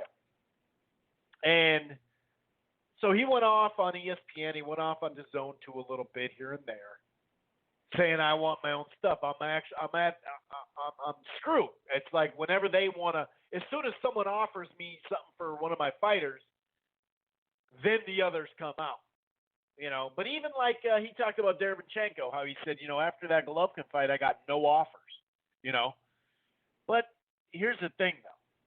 He is an Al Heyman representative fighter. I think he's Conlon, too. So the last time when he said Derevchenko, I thought, but Derevchenko got hurt. He got cut. And the last time, it was a couple of months ago, there was an update. So I Googled it real quick. And sure enough, a couple months ago, they were talking about, that this is Mike Coppinger, that it won't be in the first quarter. That Derevchenko won't be in the first quarter because he's still healing his cut. He's basically resting. And to be honest with you, that was a very physical fight with Golovkin. It was grueling fight. So and he did get a cut in there. So they are letting him relax a little bit. And this is Keith Conley telling The Athletic this. He's set to meet with his fighter, Sergey Derevchenko, and Al Heyman in December to map out his future career. And now he's number one in the WBC, which I think is a good ranking for him. But, for not having a belt, obviously. Dude fought Jacobs, fought him really tough. And then, some people thought he beat Golovkin. Let's put it this way. I thought it was a close enough fight that there should be a rematch. And so that's a quality opponent. So it's just kind of weird. Like, I understand what Lou's saying. I totally get it. It does suck for him. But in the same breath, dude, you were the lead PBC promoter not even that long time ago on the East Coast. So you knew what you were doing then. He was talking shit about DAZN then. He was talking shit about Eddie Hearn then. Talking shit about Top Rank then. But then when his, we're talking about loyalty, but his fighters had a chance to make more money. So he went with that. But he had to have known what that meant. Like I said, just look at recent times with Vukovic, Sampson Boxing. They've been doing damn good for PBC. So I'm just saying that I get what he's saying totally, but it is what it is. Now, as far as when it pertains to PBC, talked about Espinoza. Espinoza said, well, Lou hasn't called me. I featured Regis Prograis a bunch. He even put Tevin Farmer on there too, and other fighters in the past. Derevchenko, I mentioned that. But he hasn't called me. Lou hasn't called me looking for, hey, I got this guy. You should check him out. Let's put him on ShoBox and I'll move him with you. You know what I mean? And so I can see it from Lou's perspective. I can also see it from Espinoza's perspective because he's like, dude, I featured your guy. If he went to welterweight, he would have some fights. If he was at 40, he could have maybe got the Garcia fight. Maybe they could have built to that. So I'm just saying that, that's the nature of the beast, unfortunately. Now, I understand what DiBella said. He said, once I brought Wilder to, I set up a Wilder meeting for DAZN, that's why he couldn't work with the PBC anymore. And I get it. I think that's true. That whole, and John Skipper even mentioned it, the head over there at DAZN, he mentioned how the whole process, he screwed up that whole process. He didn't. They basically let him, read him the riot act. Is that how the saying goes? Like, he basically was. The Ali Act gets broken. I'm not saying that, but he wouldn't let Wilder and their side know what the whole revenue was. That's bullshit. That's not how you negotiate. And Skipper said as much. I had to learn more about boxing. I had to learn about how this stuff goes. I had to play the long game too. And he said, now, I wish I would have done it better. Well, having DiBella, you can't tell me DiBella didn't have something on his mind by bringing Wilder there. If DiBella was the source that started the ball rolling to get the meeting with Shelley Finkel and Al Heyman and John Skipper, and that's what got that deal done, you don't think that DiBella wouldn't have been given some fights on that network or something? I'm not saying they would have gave him a deal, but they would have been fucking real happy. So you can't tell me DiBella had something. I agree with what DiBella's saying, that's probably why he's not doing it anymore, but he also had motive there too. Now, he says the motive was just, that's cool, but you know damn well, if you're trying to leverage Tevin Farmer and Regis Prograis to get deals, then what do you think getting Wilder on that network? They'd be so happy for that fight, Joshua and Wilder. That would be a huge sub getter. So, it's the nature of the beast, too. But I like Lou DiBella. Years ago, when it was more of an interview format show, we had him on. I remember he went off on Paulie, and Paulie called in the next week and stuff like that. That was good back and forth there. I remember the next week, Paulie, I was trying to be cool and be like, hey, I don't want to just have you on so you're just talking beef. Let's talk a little bit about your career and what you have plans. And at some point, he's like, screw this. I want to talk about the Lou DiBella thing. So it does suck for Lou DiBella. And I do agree with why he's not working with the PBC. And also I agree, but I also understand why I understand why he's getting screwed by the three platforms, but that's the nature of the beast, dude. And you can't tell me you didn't have something other than just Deontay Wilder on your mind. Because ultimately, you got him more money on his guarantee. You did your job anyway. So if you should be happy for Wilder since that was your main thing. Even though that was a fee thing. He didn't have a contract with them signed and sealed, and you have to have 10 fights with him or whatever. It wasn't like that. He was just the choice. Wilder chose DiBella. That's who he wanted to have as guy, and he was doing such a good at the Barclays, and even in his hometown in Alabama. DiBella is a solid promoter. It just he is getting screwed right now. He's got a good eye for talent. He's got the gift of gab, obviously. Does a great job on the East Coast. Crazy great job at Barclays. They But yeah, it sucks. Sucks for him. Couple other news items here, real quick. What else we got? Nordine Ubalali? Is that Ubali? Is that how you say his name? Anyway,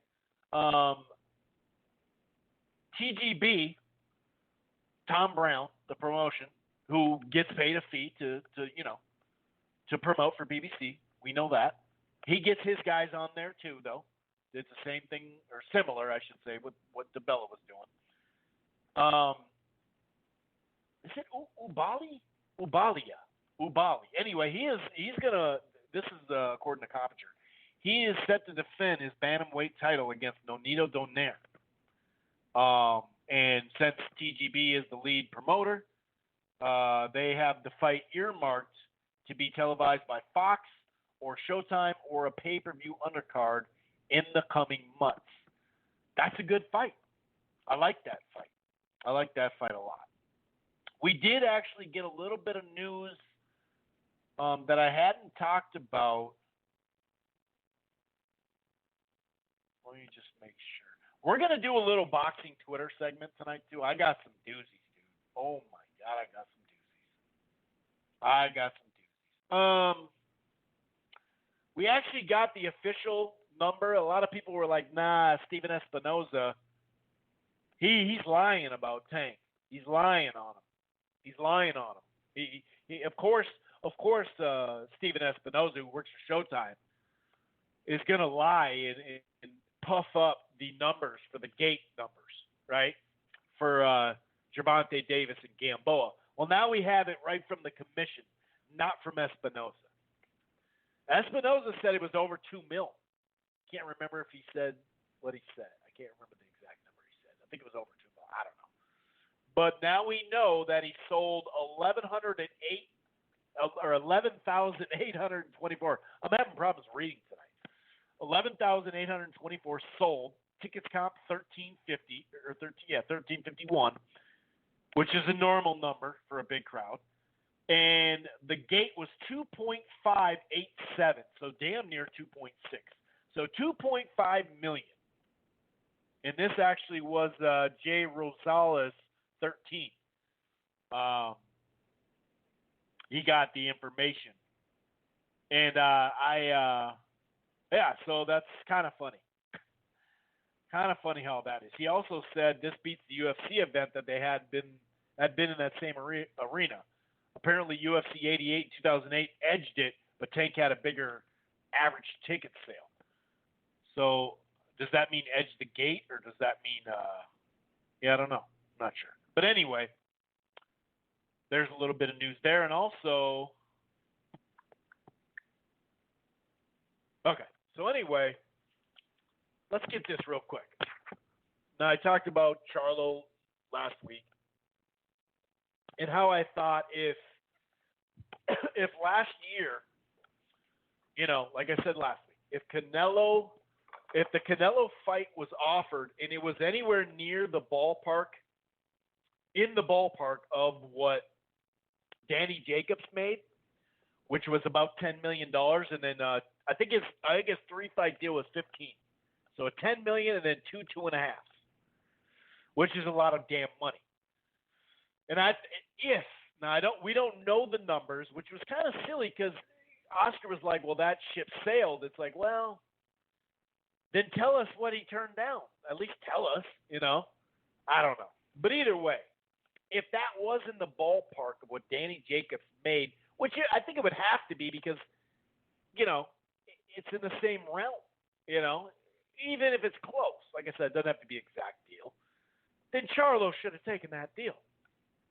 Because think about it. If it's a 3-fight deal, that's not even long. For one thing, if you fight Canelo and you beat him, it's a good chance you got to have a rematch. So there's 2 fights right there potentially anyway. Then you got one more fight. Now, I guess you could say, I don't think you get 2.5 for the rematch. I'm sure he'd get. I'm sure that it could have been. I don't know the negotiations. That's the thing. Oscar didn't really put out any kind of information. He just said we gave him a big deal. I'm assuming it's not less than what Derevchenko got. I think it'd be more than what Derevchenko got. Of course, that was a purse bid thing. Whatever. It is what it is. And obviously they were probably going to go for the purse bid thing too when Charlo was the Mando. But either way, and if that's the case, then you start to say 25% of. Did I say that as the Mando? 25% of what the purse bid would be, and he makes $35 million a fight, Canelo. So I guess you can average some of that right there, and that lines into the, you know what I mean? So I think if that was the case, Charlo should have fucking taken the fight. Of course, it's well worth the risk. You got a big paycheck, and you got to fight Canelo, which is going to help you in some way, especially if you beat him. And you get 2 big paydays. So, yeah, I think he should have. Now, the Andrade thing last week, Eddie Hearn had said that he sent the offer in an IG DM. Recently, I think as of today or yesterday, he actually sent messages to Charlo on the DM and the Instagram, but he also emailed him. He did email him. Now, did he email Louis DeCuba Jr. or Al Heyman? I don't know. I think that you need to do both but still, it's a legitimate offer if you're sending it to him that way. Now, but just IG, it does seem, like I said yesterday, that could seem like a press run. Only because, I mean, why wouldn't you send both? And remember, you know, Eddie was the one that said fights don't get negotiated on Instagram or, you know, an Instagram or social media. They get done in the boardroom. So that'd be and not only that, but remember when the email was sent by Wilder? The email was sent by Wilder. Well, Wilder wasn't going to do the negotiation. Finkel and Heyman were. So I guess that's not a legit way to send it, but then this is. So my point is, if you're going to send offers, let the fighter know that's cool, but send it at least to Louis the Cuba Jr., right? Because that's the middleman. And recently talked about how Team Ruiz got the offer, and they're really excited about that. He used those words. Now, did he just DM those offers, or since he's now done business with people with Ruiz, did he send them to the Cubas or Al or whatever? I don't know these things for a fact because he was a little vague, but you could at least do that. But I still think if it was in the neighborhood of $7 million, it's kind of weird because he was on Seconds Out with Radio Raheem and he covered up the number amount and showed him. So I think it was legitimate. But it's like, why cover up the number if you said it was all around the ballpark of 7? Does that mean it was 5 or 6? I don't know. But either way, I think Charlo on a one-fight deal for $7 million or whatever in the neighborhood, he could have taken that fight because that's going to take him at least 2 to 3 fights to get to that number, I'd assume. Is Charlo making $2 million? Is he making $3 million a fight? We don't know. We know he's making at least 2. But is he making 3? Is he making 4? I doubt he's making 4. I don't know if he's making 3 because it's not like he's a big ticket seller yet, you know. So I don't know that. We don't know that part. But we know it's more than the million that it shows. You got to figure it's about $2 million just based off where other folks were at the similar time that have been under Heyman. So I said, hey, why not do the Jose Ramirez, right? Why not do that?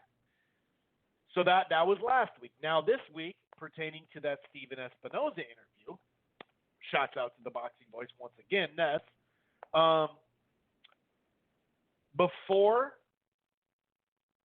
So Andrade just re-upped for 4 more fights, right? He just re-upped. I think for that Billy Joe Saunders fight, I think he got $800,000. I know he didn't fight him, but I think he still got the same amount of money, $800,000. I know for that Sulecki fight, he got 1.5. We don't know the number that he's getting in this new four fight deal. The only number I've even seen floating around on the internet is not from a source that I would even bring up. So I'm not going to. Hey, it may turn out to be right, but I don't know. So I'm not gonna misinform people. But what we do know, based off of Stephen Espinoza, is that before Andrade re-signed with DAZN, that's the way he said it, before, not previously before, but this new deal, he said before the extension that he had turned down a fight on Showtime against Charlo, I guess that's Showtime, Showtime, Charlo, biggest career pay date at that time. Now, I say that because I don't know what these new contracts are going to be.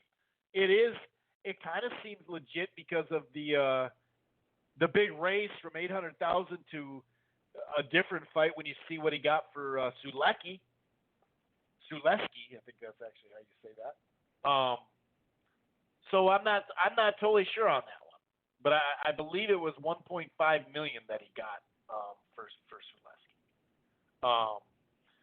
But anyway, you know, a guy, and we talked about this with Carcino a second ago.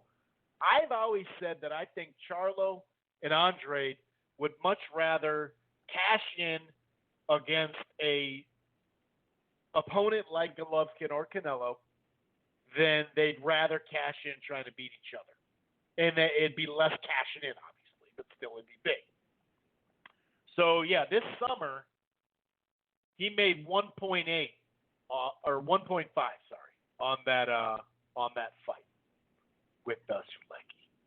His last fight. Was that his last fight? Yeah, that was his last fight, I think. Pretty sure. So that's a good chunk of change. And I Googled it really quick. It sounds like 1.5 and 400,000. I think. Was this? I can't remember who it was. I screenshotted it. Okay, I would give credit, but I don't know. But anyway, Espinoza said it would have been his career high. So he had a chance before he re-signed to fight Charlo for the most money he's ever made at this time. I don't know what the extension is, and I understand if he takes that extension and it's similar money or more money, and it's 4 fights, and he's making money that he hadn't made previously. 750, 800,000, now 1.5 in his last fight. You know, that's a good chunk of change. Was that his last fight? Why do I keep getting that confused? But I believe it was his last fight, right? I mean, he was going to make 800,000 is what I Googled. He was going to make 800,000 for that Billy Joe Saunders fight, and that was going to be on DAZN, right? Obviously, Andrade has nothing to do with that fight because, you know, it was all, Sulecki was his last fight. That was all Billy Joe Saunders, you know, and that inhaler and whatever. But, you know, since they already figured out that fight, they should probably go back to that. But anyway, of course, I think the WBO called for that fight, didn't they? And Billy Joe went up to 168 instead, didn't he? But my point is, here we are. It's much like the Gervonta Davis and Tevin Farmer DAZN PBC thing. So you had a fighter that it would have been a career payday to go to DAZN, Charlo, and fight Andrade. I thought he should have taken it. Now that I know Andrade passed on, and these are all according to the promoters. So if Eddie says it, or if Golden Boy says something, well, Espinoza, we got to take them all in the same realm until proven otherwise. You know, that's fair. You know, that's fair. Like I said, I wish Oscar would have actually said what he turned down, but he didn't. So it is what it is. That's what makes me think that ship hasn't sailed all the way. But either way, basically, Andrade had a shot. If he wanted this Charlo fight so bad, you know, he's already on DAZN, so he knew he wasn't getting Canelo. That Eddie Hearn will tell you that. He knew he wasn't getting Golovkin. Eddie Hearn will tell you that. So why not for one fight do it? He has confidence he'll win. Take the belt, go to DAZN, and sign a 4-fight contract. You'll probably be worth more. Then you have 2 belts in the division. It is what it is. So, yes, I think Andrade should have fought that one fight on Showtime. I do think that. I think both of them should have. And that's why I say it's much like Gervonta, you know, Tank Davis and Farmer. Remember, Farmer was like, hey, dude, you know, like Hearn kept saying, I'm offering you 3. Then it went to 4. I think he got up to $5 million. I haven't heard lately what the offer is for Gervonta to go there. And I think Gervonta should go there, right? But listen to this, though. Then Showtime offered Tevin Farmer $2 million to fight Gervonta Davis. That's well documented. That is the truth. And what did Tank do? Or I'm sorry. What did Tevin Farmer do? He said, nah, dude, you got to give me like $3 or $4 million. You got to give me more money because I'd make more money fighting you on DAZN. And that's fair. I get it. But remember, here's the key thing you're forgetting some of these folks out on, well, in the media. They're not forgetting it. They have an agenda. But all the boxing fans out there, listen. That really clarifies who's the A side. When Farmer says, nah, dude, I'm not taking $2 million. You got to come over here so I can make more money. So Gervonta going to DAZN is the only way he's going to get whatever it was, $3 or $4 million. I think he said $4 million. So, okay, that's a debate on Twitter. It's not a debate. It's a one-sided thing. They say, oh, look, I mean, Farmer obviously would stay there. Okay, but in his next fight, what is he making? See, Tank is making about $3 million, I'd say easy. Tank just sold $2.5 million at the gate. You don't think he got $1 million, $1.5 million of that? Remember, there's no promoter take. The promoter gets a fee. The fighters on the PBC side and Al Heyman side, not only do they get a very a cut on their percentage compared to other managers in the past, which they do under Al, they also get what promoters would get, some of that money from the gate and all that. The only time usually you get like big gate numbers, I'm talking about the States, dude, not the UK. You know, stars that are on pay-per-view, they got a taste of everything. We're not talking about those guys. These guys aren't major crossovers. Those are the only people that got the lion's share of what happened there. Canelo, Oscar, Floyd, Pacquiao. They got the lion's share of those deals. But remember, when Tevin says, nah, dude, you got to come to DAZN because that's how I get my $4 million. Okay, so you're not going to take $2 million, a career high. But remember, in your next fight, you're not going to make anywhere near $4 million. So you see how that is? Well, that's a career high. $2 million is a career high, dude. If you want this fight so bad, go take it. If I'm telling Gervonta, go clean up, get that $5 million, clean up, and get out of there. I think he should do that. But that doesn't mean I can't think Tevin Farmer shouldn't take his career high. I mean, his last fight, he made roughly $700,000. I think it's $750 or $800. I just Googled 2-3 different sources. So, you know, the Matchroom contract in this article, this specific article, said it was worth up to $2 million for 4 fights. I think it was more. I think it was $750,000 a fight. But, I mean,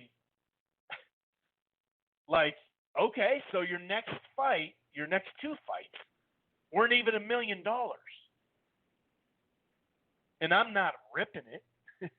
You know, I'm not ripping them for that money. But remember, you just got done saying, nah, dude, I'll get $4 million over here. Yeah, but what is your next fight? What are you going to get in your next fight? And that answer is not $4 million. So why not go get your $2 million and try to go outbox them? You see what I'm saying? So it works both ways. You can't just – it can't be all the PBC faults why DAZN's not making fights over there amongst their guys. That's all I'm saying. I'm not saying DAZN's not making fights. I'm saying look at 160 and 168. They got Canelo, Golovkin, Saunders, Callum Smith, Munguia, Danny Jacobs, Andrade. Make those fights over there. Why sit there and only blame? And I see a lot of fans blaming the PBC for DAZN fighters not being able to get PBC guys to come to DAZN. Well, you know, that doesn't look good for guys that want to sign with DAZN that have options. So Andrade went and signed there, made some good money. He didn't get Golovkin, he didn't get Canelo, and he didn't get Charlo to come over there. So what kind of promoting is that? What kind of platform is that then? I mean, I'm looking at it from the fighter's perspective. I love DAZN, what they gave us from the late second quarter on. I loved it. I'll deal with these fucking bullshit YouTube fights as long as they give us what they're giving us. But to be fair, how is it that it's the PBC's fault for 160 and 168 being stale right now? I mean, Benavidez and Plant are probably going to fight this year to unify. Like, why don't we go at DAZN to say, make your fights within your stable at least? Now, the Billy Joe Saunders fight, That was late, what was that, October 2018? That was a good-ass fight. That's not Andrade or DAZN's fault. But I'm saying, like, how is the other – so we had Canelo Jacobs, right? So what's the other big fight they've had at middleweight? They got all the talent. That's what they say. They got all the talent. Yep, that's true. They got the names. Now, what's the other big fight they made over there? They made Golovkin-Derevchenko, a PBC fighter, by the way.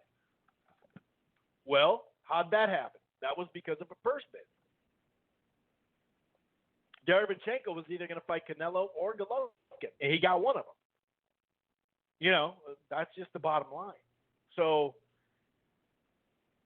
that's why we shouldn't just sit there and argue platforms, guys. Because how in the hell are you going to sign these guys and say you run middleweight, which you do, but then not have the guys fight each other then? And it's, oh, Charlo's ruining everybody's day because he's not going there. I think he should go there, but let's put it in perspective. 147's popping off. 154, popping off on the PBC. 168, they're trying to pop off. If Benavidez can keep his nose clean, it probably would have been further. You see what I'm saying? So make these other fights then. I'm not calling people ducking, they're ducking this, they're ducking that. Everybody's duck squad. Duck. No, I'm not saying that stuff. This is business.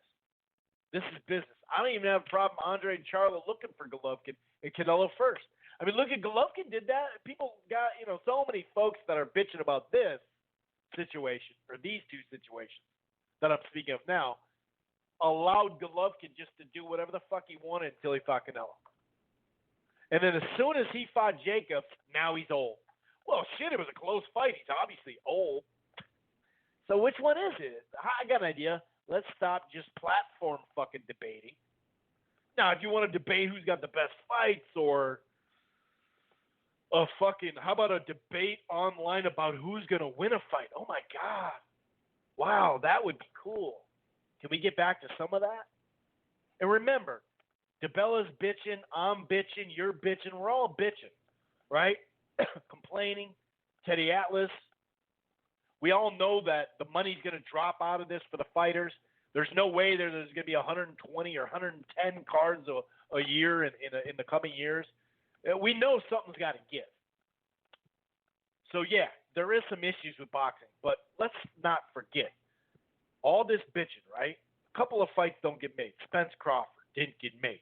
Gervonta Loma, not going to get made. A couple of fights here that haven't made. We get it. But 2017, 2018, and 2019 were stellar fucking years in boxing. Period, point blank. There's no debate. So let's try to remember, as boxing fans, we'll complain all the time.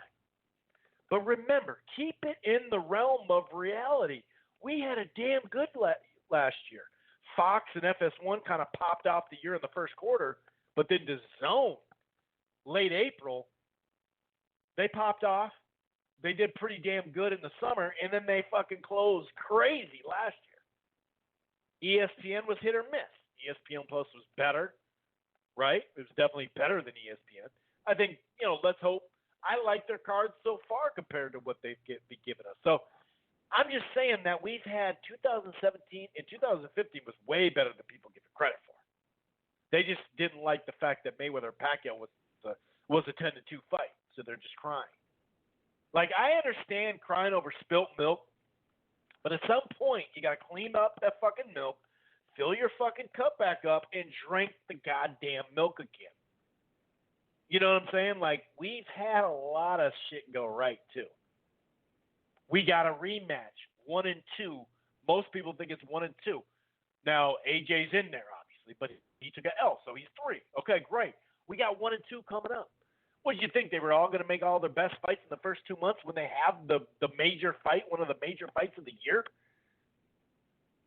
Probably not. So I'm just saying, we can complain and bitch, and yeah, something's got to give with all these fucking money deals and all that. Yeah, we know the landscape of boxing has changed, and it's going to continue to change, and it's going to shrink at some point. We pretty much know that's going to happen. But in who's left standing, we'll find out. But in the meantime, let's not forget to enjoy some of these fucking fights. Anyway, sorry, I had to get that off my chest. That goes for everybody. Whatever fucking platform you love or whatever. Anyway.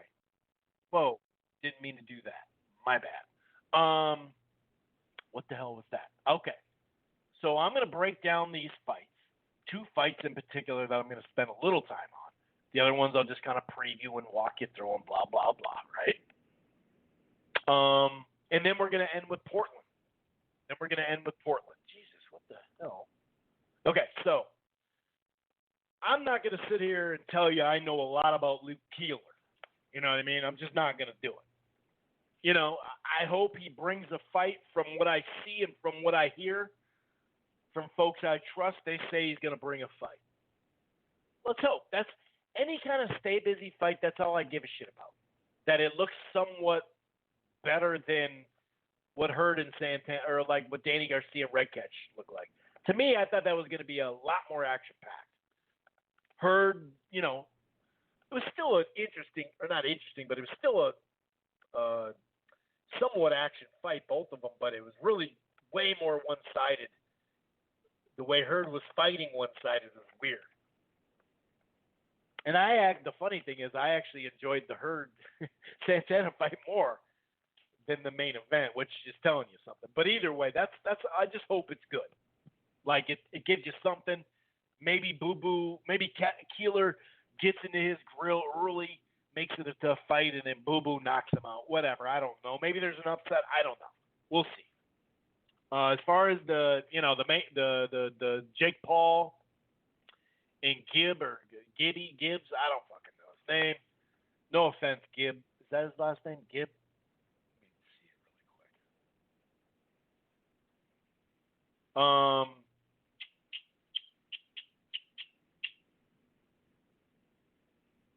Yeah, I don't know. Not totally sure about that. What the hell is his name? I know I have it written down someplace and somewhere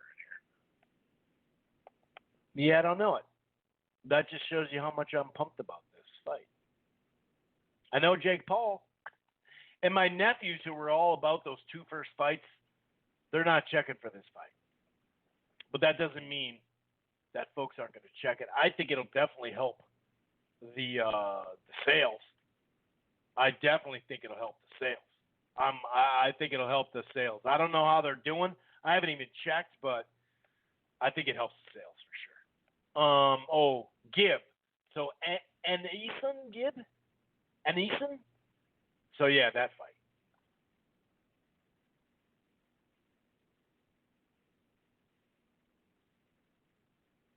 So yeah, let's talk about the 2 fights that really count. You know what I'm saying? Let's talk about that. And obviously you have the come forward fighter, a guy that's going to bring it more, Joseph Diaz Jr.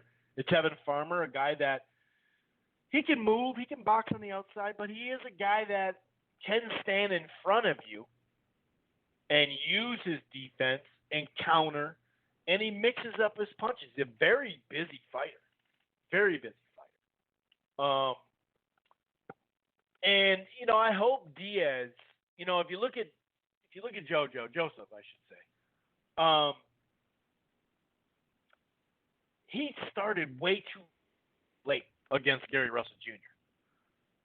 That was May 2018. God, it's hard to believe it's already been that quick. So it took him a while to get going, and then the last chunk of it was more spirited and all that, but he didn't get going. He even said it. He didn't go to the body. He didn't do enough early, and Gary Russell Jr. threw a ton of punches in that fight.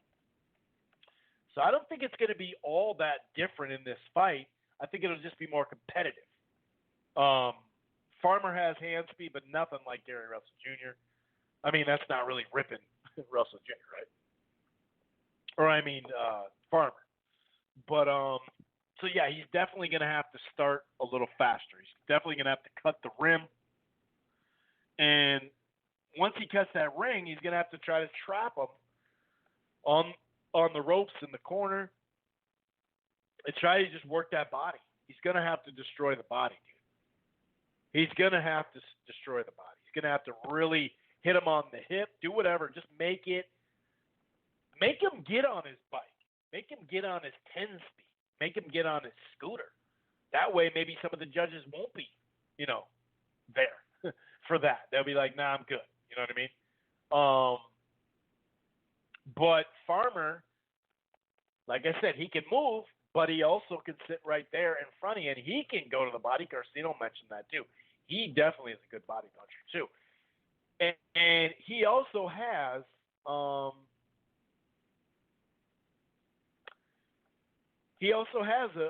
reach on him. And I like what Farmer brings as far as like the ability to stand in the pocket or at the very edge of the pocket. And very, very still responsible defensively.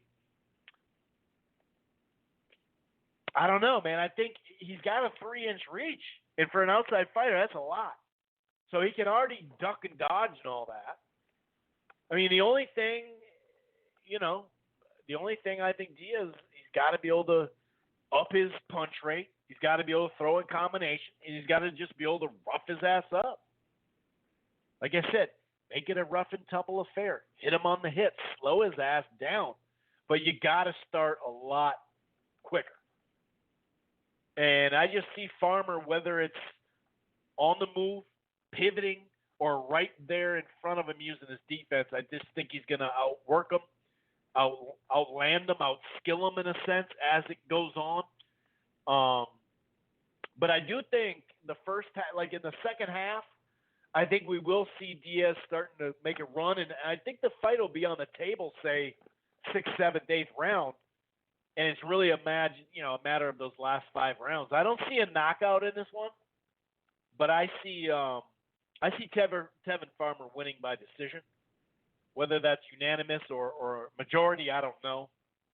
Much like Garcino was saying, not totally sure exactly, but I think he'll win by decision. So I got him winning by decision. And then we have what I think could steal the show. Daniel Roman, who's coming off that fight with Monaghy. That was a great. That's got to be in everybody's top 5 list. I'm sorry. That shit was so good. And he had an injury. This fight was supposed to happen earlier, but he had an injury. So now he's back. He's riding like a 19-bout winning streak. Faced some solid names, Gavin McDowell and Donaghy, TJ Donaghy, and he's a good fighter, man. He's skillful. He does have skill, but he also will brawl with you. You know what I mean? He likes to kind of work at mid-range and then kind of inch towards his guy, but he's very skillful. He does have timing, very good timing. And he advances, like I said, towards his opponent, but he kind of does it with accuracy, and as he can see this guy kind of wear down, or not even wearing down, he can tell that he can land some clean shots. That's usually when he starts to open up. And then he'll advance all the way out, whether trying to go for the knockout or just simply punishing his prey. Roman will go for it. Or Roman. Is it Roman or Roman? I don't know. But, he's a damn good fighter. But then you got this Uzbekistan dude. And, it's Akhmadaliev. I'm not totally sure. We're going to find out exactly how to say his name. I watched like 2 of his fights and some other highlights. The name kept changing how they said it. But, he's a come-forward fighter. No doubt about it. But he is a straight puncher. His jab is stiff and hard paws. He likes to throw either the straight left or the overhand left right behind it. It seems like his punches have a thud to them. You know what I mean? But he also uses footwork to get in and out of range just ever so slightly. He's got the high guard, stiff jab, like I said, but I don't know. He's just really fluid as he punches, and he has good in and out moves to where he'll duck a punch, but then he's right back on you. I'm not saying he's Lomachenko, but he's got really good footwork. And then he has this looping right hook, and that could get him in trouble because someone with timing like him or other, fighters at the division, obviously, they could catch him, with that. So I did notice that watching a couple of his fights that it was like, whoa, dude, you really do leap with that hook. I think it was his right hook. But, man, the dude's steady. Like I said, he's got a high guard, so Roman should attack the body to see if he'll bring down those hands. But he's going to come to you. He's going to cut off the ring, but he's going to do it with footwork. He's going to use some angles. He's going to take a half a step back and then come right back at you. This is a good-ass fight, dude. I have a feeling this is going to be just a brawl. I really do. I think this is going to be a good fight. I'm really looking forward to it. I'm looking forward to these two fights. And I'm going to go out on a limb here, and it's really not that much of a limb. I think people are sleeping on him. I haven't checked in the coming days, or in the last few days, but where did I – now, this is a while back, but Roman was a plus 138, and Akhmadaliev, however you say his name, he was a minus 189. So I'm not really sure exactly where that is. I don't know exactly that, but I think it's right in there. I think he's still a slight favorite. I haven't checked it, like I said. So I think it went down a little bit. I'll just admit it. I got money on him. I got him winning by split decision.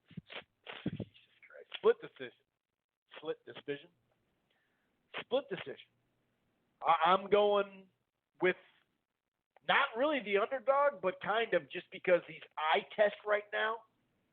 I mean, he's got the pedigree. Uzbekistan is pumping out talent. Amateur ranks 2016. Did he get a bronze? I can't remember. But he was an Olympian. He's got a lot of fights. Dude's got some skill, dude. This is going to be a good fight. So that about wraps up that card. So that's Thursday. Don't forget, it's Thursday night, not Friday, not Saturday. It's Thursday night. And then on Friday there's a ShoBox, and this one seems like it's headlined by Ruben Villa and Collado. Alexei Collado, I think it is. That should be an interesting fight. That's a good test for Villa. I think Villa will win, but that's a good test, and I think there's 6 fighters. I believe they're all unbeaten, so it has that ShoBox feel. Like I said, some of the ShoBoxes are just mediocre, ho-hum, blah, blah. Some of them are very good. Some of them are great. This one looks like it might be all right, so check that out. And then on ESPN Plus has a card. I'm not going to really break that down. It's just at some point you got to draw a line. I'm going to pay attention to it, but I'm not going to preview and predict all the stuff. There's some fighters on there that I haven't seen, yada, yada, yada. As far as FS1, Ugas, Yordenis Ugas against Mike Dallas Jr. Totally came out of left field, but there's a reason. Ugas was supposed to fight Best Putin. Best Putin fought because it was for the WBA belt. The fucking fake one, whatever. Because remember, Manny Pacquiao and Thurman fought for the WBO or WBA and the other WBA. So you knew once that was put together, because Pacquiao won, they were going to start popping out WBA belts. And I liked Best Putin against Ugas. But Best Putin, I think he fought November 30th or something like that. I think it was in Morocco, if I remember correctly. He got a cut in that fight. So the WBA, Best Putin said, well, I gotta heal it. So they're like, okay. So they allowed Ugas to get a fight in because remember, Ugas hasn't fought since July. He's been waiting for this situation to get figured out. He knew he was going to be in line. And basically, you get the WBA, you'll start to be in line for Manny Pacquiao, and Ugas has a chance to be in line for some other people, whatever. The point is, they gave him a stay busy fight. He's not going to fight a killer, and so that's why this is here. No big deal. I mean, Ugas has had a damn good run. I'm okay with him. Dallas Jr. gets an opportunity, great, whatever. It's just random, but I understand why it's happening. Because, you're going to stay busy, and now that Putin just popped on a PED, he's looking for more information. He's requested his B sample. So obviously we still got to figure out that situation. I don't know. We'll see. It might be Sergey Lipinets. Who knows? Who knows who it will be now? But either way, that's what's happening there. However, on the undercard, Omar Juarez fights, I believe, a 6-rounder, or is it 8? I think it's 6. He's a prospect coming up. But Michel Rivera, who's one of the best prospects in boxing, he's taking on Fidel Maldonado, excuse me. I can't talk tonight. Rivera and Maldonado. And that's a good step-up fight. It's not like some kind of, oh, my God, I can't believe they're risking him doing that. And Rivera just took care of somebody that really fought somebody really tight not long ago, actually, now that I remember. But that's the fight to watch right there. That's a good measuring stick. Maldonado is a vet. He's been in there with a couple other fighters. Let's see where Michel Rivera is on this one. I'm not saying it's a giant step, but right now, these type of fights, and as he gets in that, contender going for a championship range, he may be the prospect of the year this year. He might be. So that about wraps it up. I am going to go to Portland and let him shut this puppy down. Portland, let me know if you need a couple of minutes. Maybe you're ready. That's cool, too. We do have 15 minutes on the clock left, so you got plenty of time to do your segment, even more time than you normally do. I try to give you a good little chunk of, time at the end. And everybody made weight, from what I understand, today at the DAZN weigh-ins, so that's cool. So I'm going to let him kind of get in there and see if he's ready. I just actually text him, see if he wants to shut down the show. Maybe he's at work and he's busy. Who knows? We're going to find out momentarily. Okay. He is ready. All right. And I do have – well, I'll get to that later. I got some funny tweets. Here's one of them. How does J-Rock do better ratings than Charlo? Casuals know mismatches. Isn't Showtime paid monthly? Why no buys for Jermall? Or is it Fox free better? How does J-Rock do better ratings than Charlo? Casual knows mismatches. Isn't Showtime paid monthly? Why no buys for this fucking... I swear to God this was a boxing scene forum too. Maybe I'm wrong with that, but I'm almost positive, dude. I'm almost positive that was actually, I'm almost positive, dude. There's another one I'm just gonna read really quick. Oh, look at Bruce Trampler from Top Rank. Good fight tonight, Danny Swift. You want more lefties? Poor Spence almost died in a car wreck. It's such a fucking weird way to... Oh, poor Spency, basically. Almost died in a car wreck. Man, he's older than your father, Angel. Maybe you should fight Crawford. Even though the guy who'd be making the deal said they don't want to fight Crawford. And they don't want the Crawford fight. Or the Garcia fight because it doesn't make any money. That's literally coming out of his name. All right. You got to see this tweet, dude. It's beyond funny. I got to read it. I'm sorry about this. You just got to see this fucking tweet, dude. Oh, there was talk about Prograis Hooker for April 11th, too. I forgot to mention that. I'm going through some of my screenshots. I totally forgot about That'd be a good fight. But the way DiBella talked about it, I don't know. Oh, here we go. I'm going to go to you next. Listen to this. Is it possible Heyman jinxed J-Rock by using Brian Kenny for commentary? You wait till his next line. So is it possible that Al Heyman jinxed J-Rock by using Brian Kenny for commentary? Listen to this next tweet. It seems like you – oh, my God. I can't believe it. It seems like a bad luck play using Kenny to steal DAZN fans. So a fight that's on Fox that 1.5 million people saw, it seems like a bad luck play using Kenny, meaning Brian Kenny, to steal DAZN fans. So DAZN fans are like, oh, Brian Kelly? Oh, I'm going to watch that fight because Brian Kelly, dog. Yeah, come on, dude. Oh, my God, I hate boxing Twitter, but I love it. I love it. All right, we're going to go out to Portland. We're going to go to 503. He's going to shut this down. What's going on, 503? What's going on, man? How the hell are you? Mexicanos al grito de guerra, el acero a prestar y el gritón, y retiembla en sus centros la tierra al sonoro rugir del cañón. Hey, what up, Chris?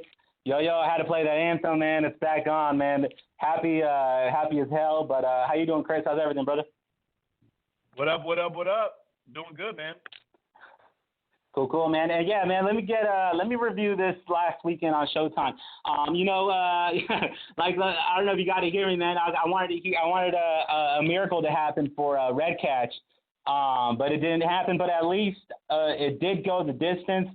And in my eyes, in the hardcore in the eyes of the hardcore fans, I think Danny Garcia came out of this fight not smelling like roses. I think he got a lot of criticism coming after the way he fought and the way he came out of this fight. Like, I mean, let's face it, bro. Like, John Molina Jr. knocked this dude out, and you know what I mean? That should just tell you everything.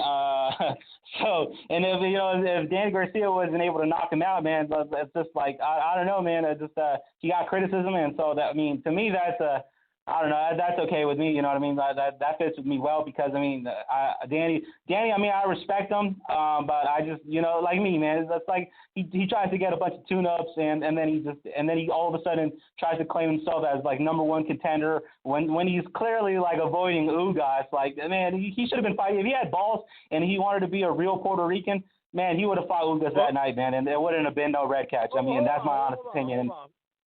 Hold on. Ugas was actually already lined up to fight Best Putin. So that's a little different. But hold on. In 2017, he fought Thurman. In 2018, he fought Porter. And he was just going to fight Spence. So I don't know of late if he's been that cherry picker. I mean, wasn't Granados his last fight? Yeah, you think that's a shit fight after coming off a loss, Granados? I mean, Granados, like, look, bro, I mean, did you see that DAZN thing? And coming off a loss, going into a Spence fight? Granados ain't anything, bro. Granados, I mean, I back him up, but that's only because he's Mexican. But the thing is that, we know, I mean, he's trying to, like, it's the same thing. Like, I mean, Brandon Rios, right? He got that win, but where did it really take him? Stay busy. You don't think that's a good stay busy fight, Granados? It's a good, ski mask, stay busy fight. Yeah, to the eyes of the casuals. Dude, this guy never takes any risk. That's what I'm saying, man. Like, this guy, he won't put himself in a position where he's gonna fight like a real body. Like I'm saying, like, I mean, yeah, Ugas had a fight schedule, but what I'm saying is that, I mean, he's trying to get credit for I mean, come on, bro. I know who Granados is. I mean, you ain't. I mean, like I said before, man, I only like Granados too because he's Mexican, and I'll back up these Mexicans like a motherfucker. Right. But when it comes to Granados, I hear you, but 2017 Thurman, 2018 Porter and Spence, those aren't live bodies. But like Granados wasn't ranked anywhere. Granados wasn't ranked anywhere. Okay, but yeah, bro, he Thurman and Spence. So what's up with those? Mm-hmm. Porter, Thurman, and Spence. So those aren't live Well, bodies? I mean, no, those are live bodies, but he lost all of them, man. So, I mean, what do you want me to say? Give him credit for losses? I mean, you said he won't fight live bodies. That's all I'm saying. Yeah, until he gets that position where, like I said, like, you know, he'll get tune-ups and then he'll put himself in a good position because he got a win, and all of a sudden it's a win. But who did he get that win against? Like Granados, a guy that's not ranked, a guy that, you know, he's a body for everybody. I mean, Porter used them. I mean, dude, everybody uses them as a tune-up for like to get back. And it's like, bro, you want credit? Danny wants credit for this?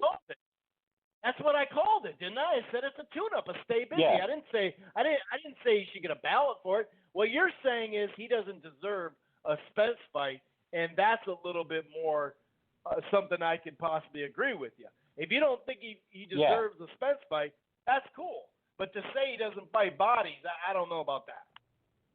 He fought 2 live bodies, right? Thurman, at 47. I'm only criticizing him at 147.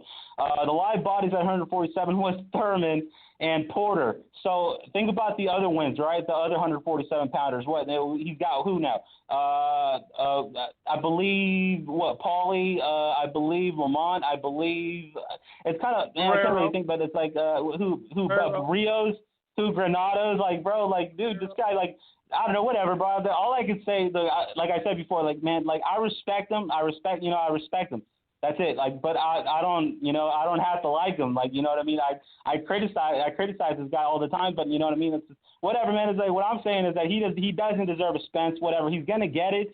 But in all honesty, man, like, in my opinion, man, I'm not, unless they stack that card up like a motherfucker, like, I'm not buying it, man. That's just my honest opinion. I think, and also too, I think Errol Spence would need. That's a fair point. Yeah. Well, what I'm saying, I'm criticizing him because he didn't look good. You know, it's Red Catch. You know, you're supposed to knock this dude the fuck out. You know, Red Catch decided to box, and you know he made it to 12 rounds. The guy made it. He did it. He didn't get. You know, there's no criticism. There's no criticism on Red Catch. He did well. You know, he went the distance. We didn't expect that of him. You know what I mean? We all expected. I mean, Molina knocked this guy out, dude. Come on, man. Like, I'm just saying, you know, Danny's a hard fighter for me to like. I agree with you. I agree. He should have knocked him out. Yeah, that's what I'm saying. But I'm just saying, Danny, you know what I mean? Like, Danny, he's got my respect, but I don't know, whatever, man. He's kind of a hard fighter to like, man. It's just like, I don't know. I mean, that's why he's known for cherry picking. I mean, am I the only one? Like, come on, bro. Like, we know who he is. Like, you know, he's a businessman. I mean, his dad has said, why fight a real body when we could fight a Salka? You know what I mean? They're about Salkas, bro. Red Catch was a Salka. He was a 135-pounder that moved up to 147, even though he's had a few fights. I mean, he did look good against Alexander, but, I mean, he's still Red Catch. I don't care what you say. My point is, from 2017 to now, his fight shit is good. Thurman, Porter, and it was going to be Spence. That's all I'm saying. Did he cherry pick his way to welterweight and then welterweight? Hell yeah. But what have you done for me lately? The last 3 years, I haven't seen the cherry picking that everybody talks about. That's all. Oh, okay. Let's keep it moving. Well, I mean, to each his own, bro. Because I don't want to have your whole segment, you know, just on this, because you don't have that much time. Okay. I don't want to. My bad. I should shut up. Yeah, it's all good, bro. You know, it's all, at the end of the day, Chris, it's all love. You know what I mean? It's boxing talk. I don't take any of this to offense. You could talk you could talk shit about Canelo. You could do a show just talking shit about Canelo. All the, you know, every Mexican, I'll still call into the show, Chris. You know that, bro. I love the show and everything. So, you know, it's boxing, bro. I never take any of this to heart. You know what I mean? It's a business. At the end of the day, it's not a sport. I'm right there with you. I'm saying I don't want you to only have to talk about Danny because I keep adding to the debate. Okay. Anyways, Danny got my respect. If he gets the Spence fight, it's okay, whatever. Stack the card up for me to buy it. But as far as his performance of that night, I don't think he deserves a Spence fight, but they're going to make it. So let's just see it happen. And but as far as Hurd, man, I like Hurd. He came, you know, he showed different styles. He wanted to box. He wanted to fight in the inside, but he got the win. I believe I believe he got the stoppage in the 12th round, if I'm not mistaken. I only saw the fight once. It was up against a tune-up, but also like him, he got some criticism. A 47-pounder going up to 54 and, taking a while to put him away. Whatever, man. It is what it is. This is, you know what I mean? It was a tune-up night. What do you want me to say, bro? It's like, it is what it is. The boxing, I'm always there if it's a tune-up. I'd rather watch that shit than MMA, than UFC and all that, all that shit. So, you know what I mean? But as far as this weekend, too, man, I got Joseph Diaz. It's going to be a hard, tough fight. Tevin Farmer is a pretty slick fighter. I got respect for him, too. Like you said earlier, Chris, it's crazy, that whole situation with Davis, how that fight never came to fruition, but the money was unbelievable, and it was there on both sides. And for both fights, for both networks not to get it done, that's pretty crazy. But at least we got the Tevin Farmer now, and that's pretty exciting fight. That's pretty cool. And the main event's a circus, but whatever. I'm most likely not going to watch that, but whatever, man. Let the zone keep giving these people money, man. That's crazy. But it's also I'm blanking here. Is there does Andrade on the card right? Is he on the card? Yeah, Andrade is on the card, but also Daniel Roman is taking on this Uzbekistan.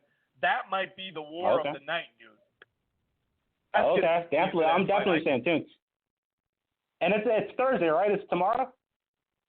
Yep. That's enough. Yeah, I'm glad that you said that because I want to remind the audience to remember it's Thursday. Yeah. Which is dope. Yeah, which is dope to me, man. That sounds pretty cool to me, man. I mean, I'm all forward to it. So I mean, I'm all in favor for it. That, you know what I mean. So, but yeah, man. But also too, man. Let me. I'm excited for February. February is going to be sick for the PBC. It seems like they got the fucking it locked down for boxing, for that boxing month, man. It's unbelievable what the PBC is doing. I believe they have each weekend, right, in February. There's boxing on for the PBC, which I love, man, which is dope. So I'm looking forward to definitely February, boxing in February, you know what I mean? So, but as far as that, you know what I mean? Yeah, so I'm just saying PBC is doing good things, man. And as far as also, too, you talked about Andrew Ruiz and the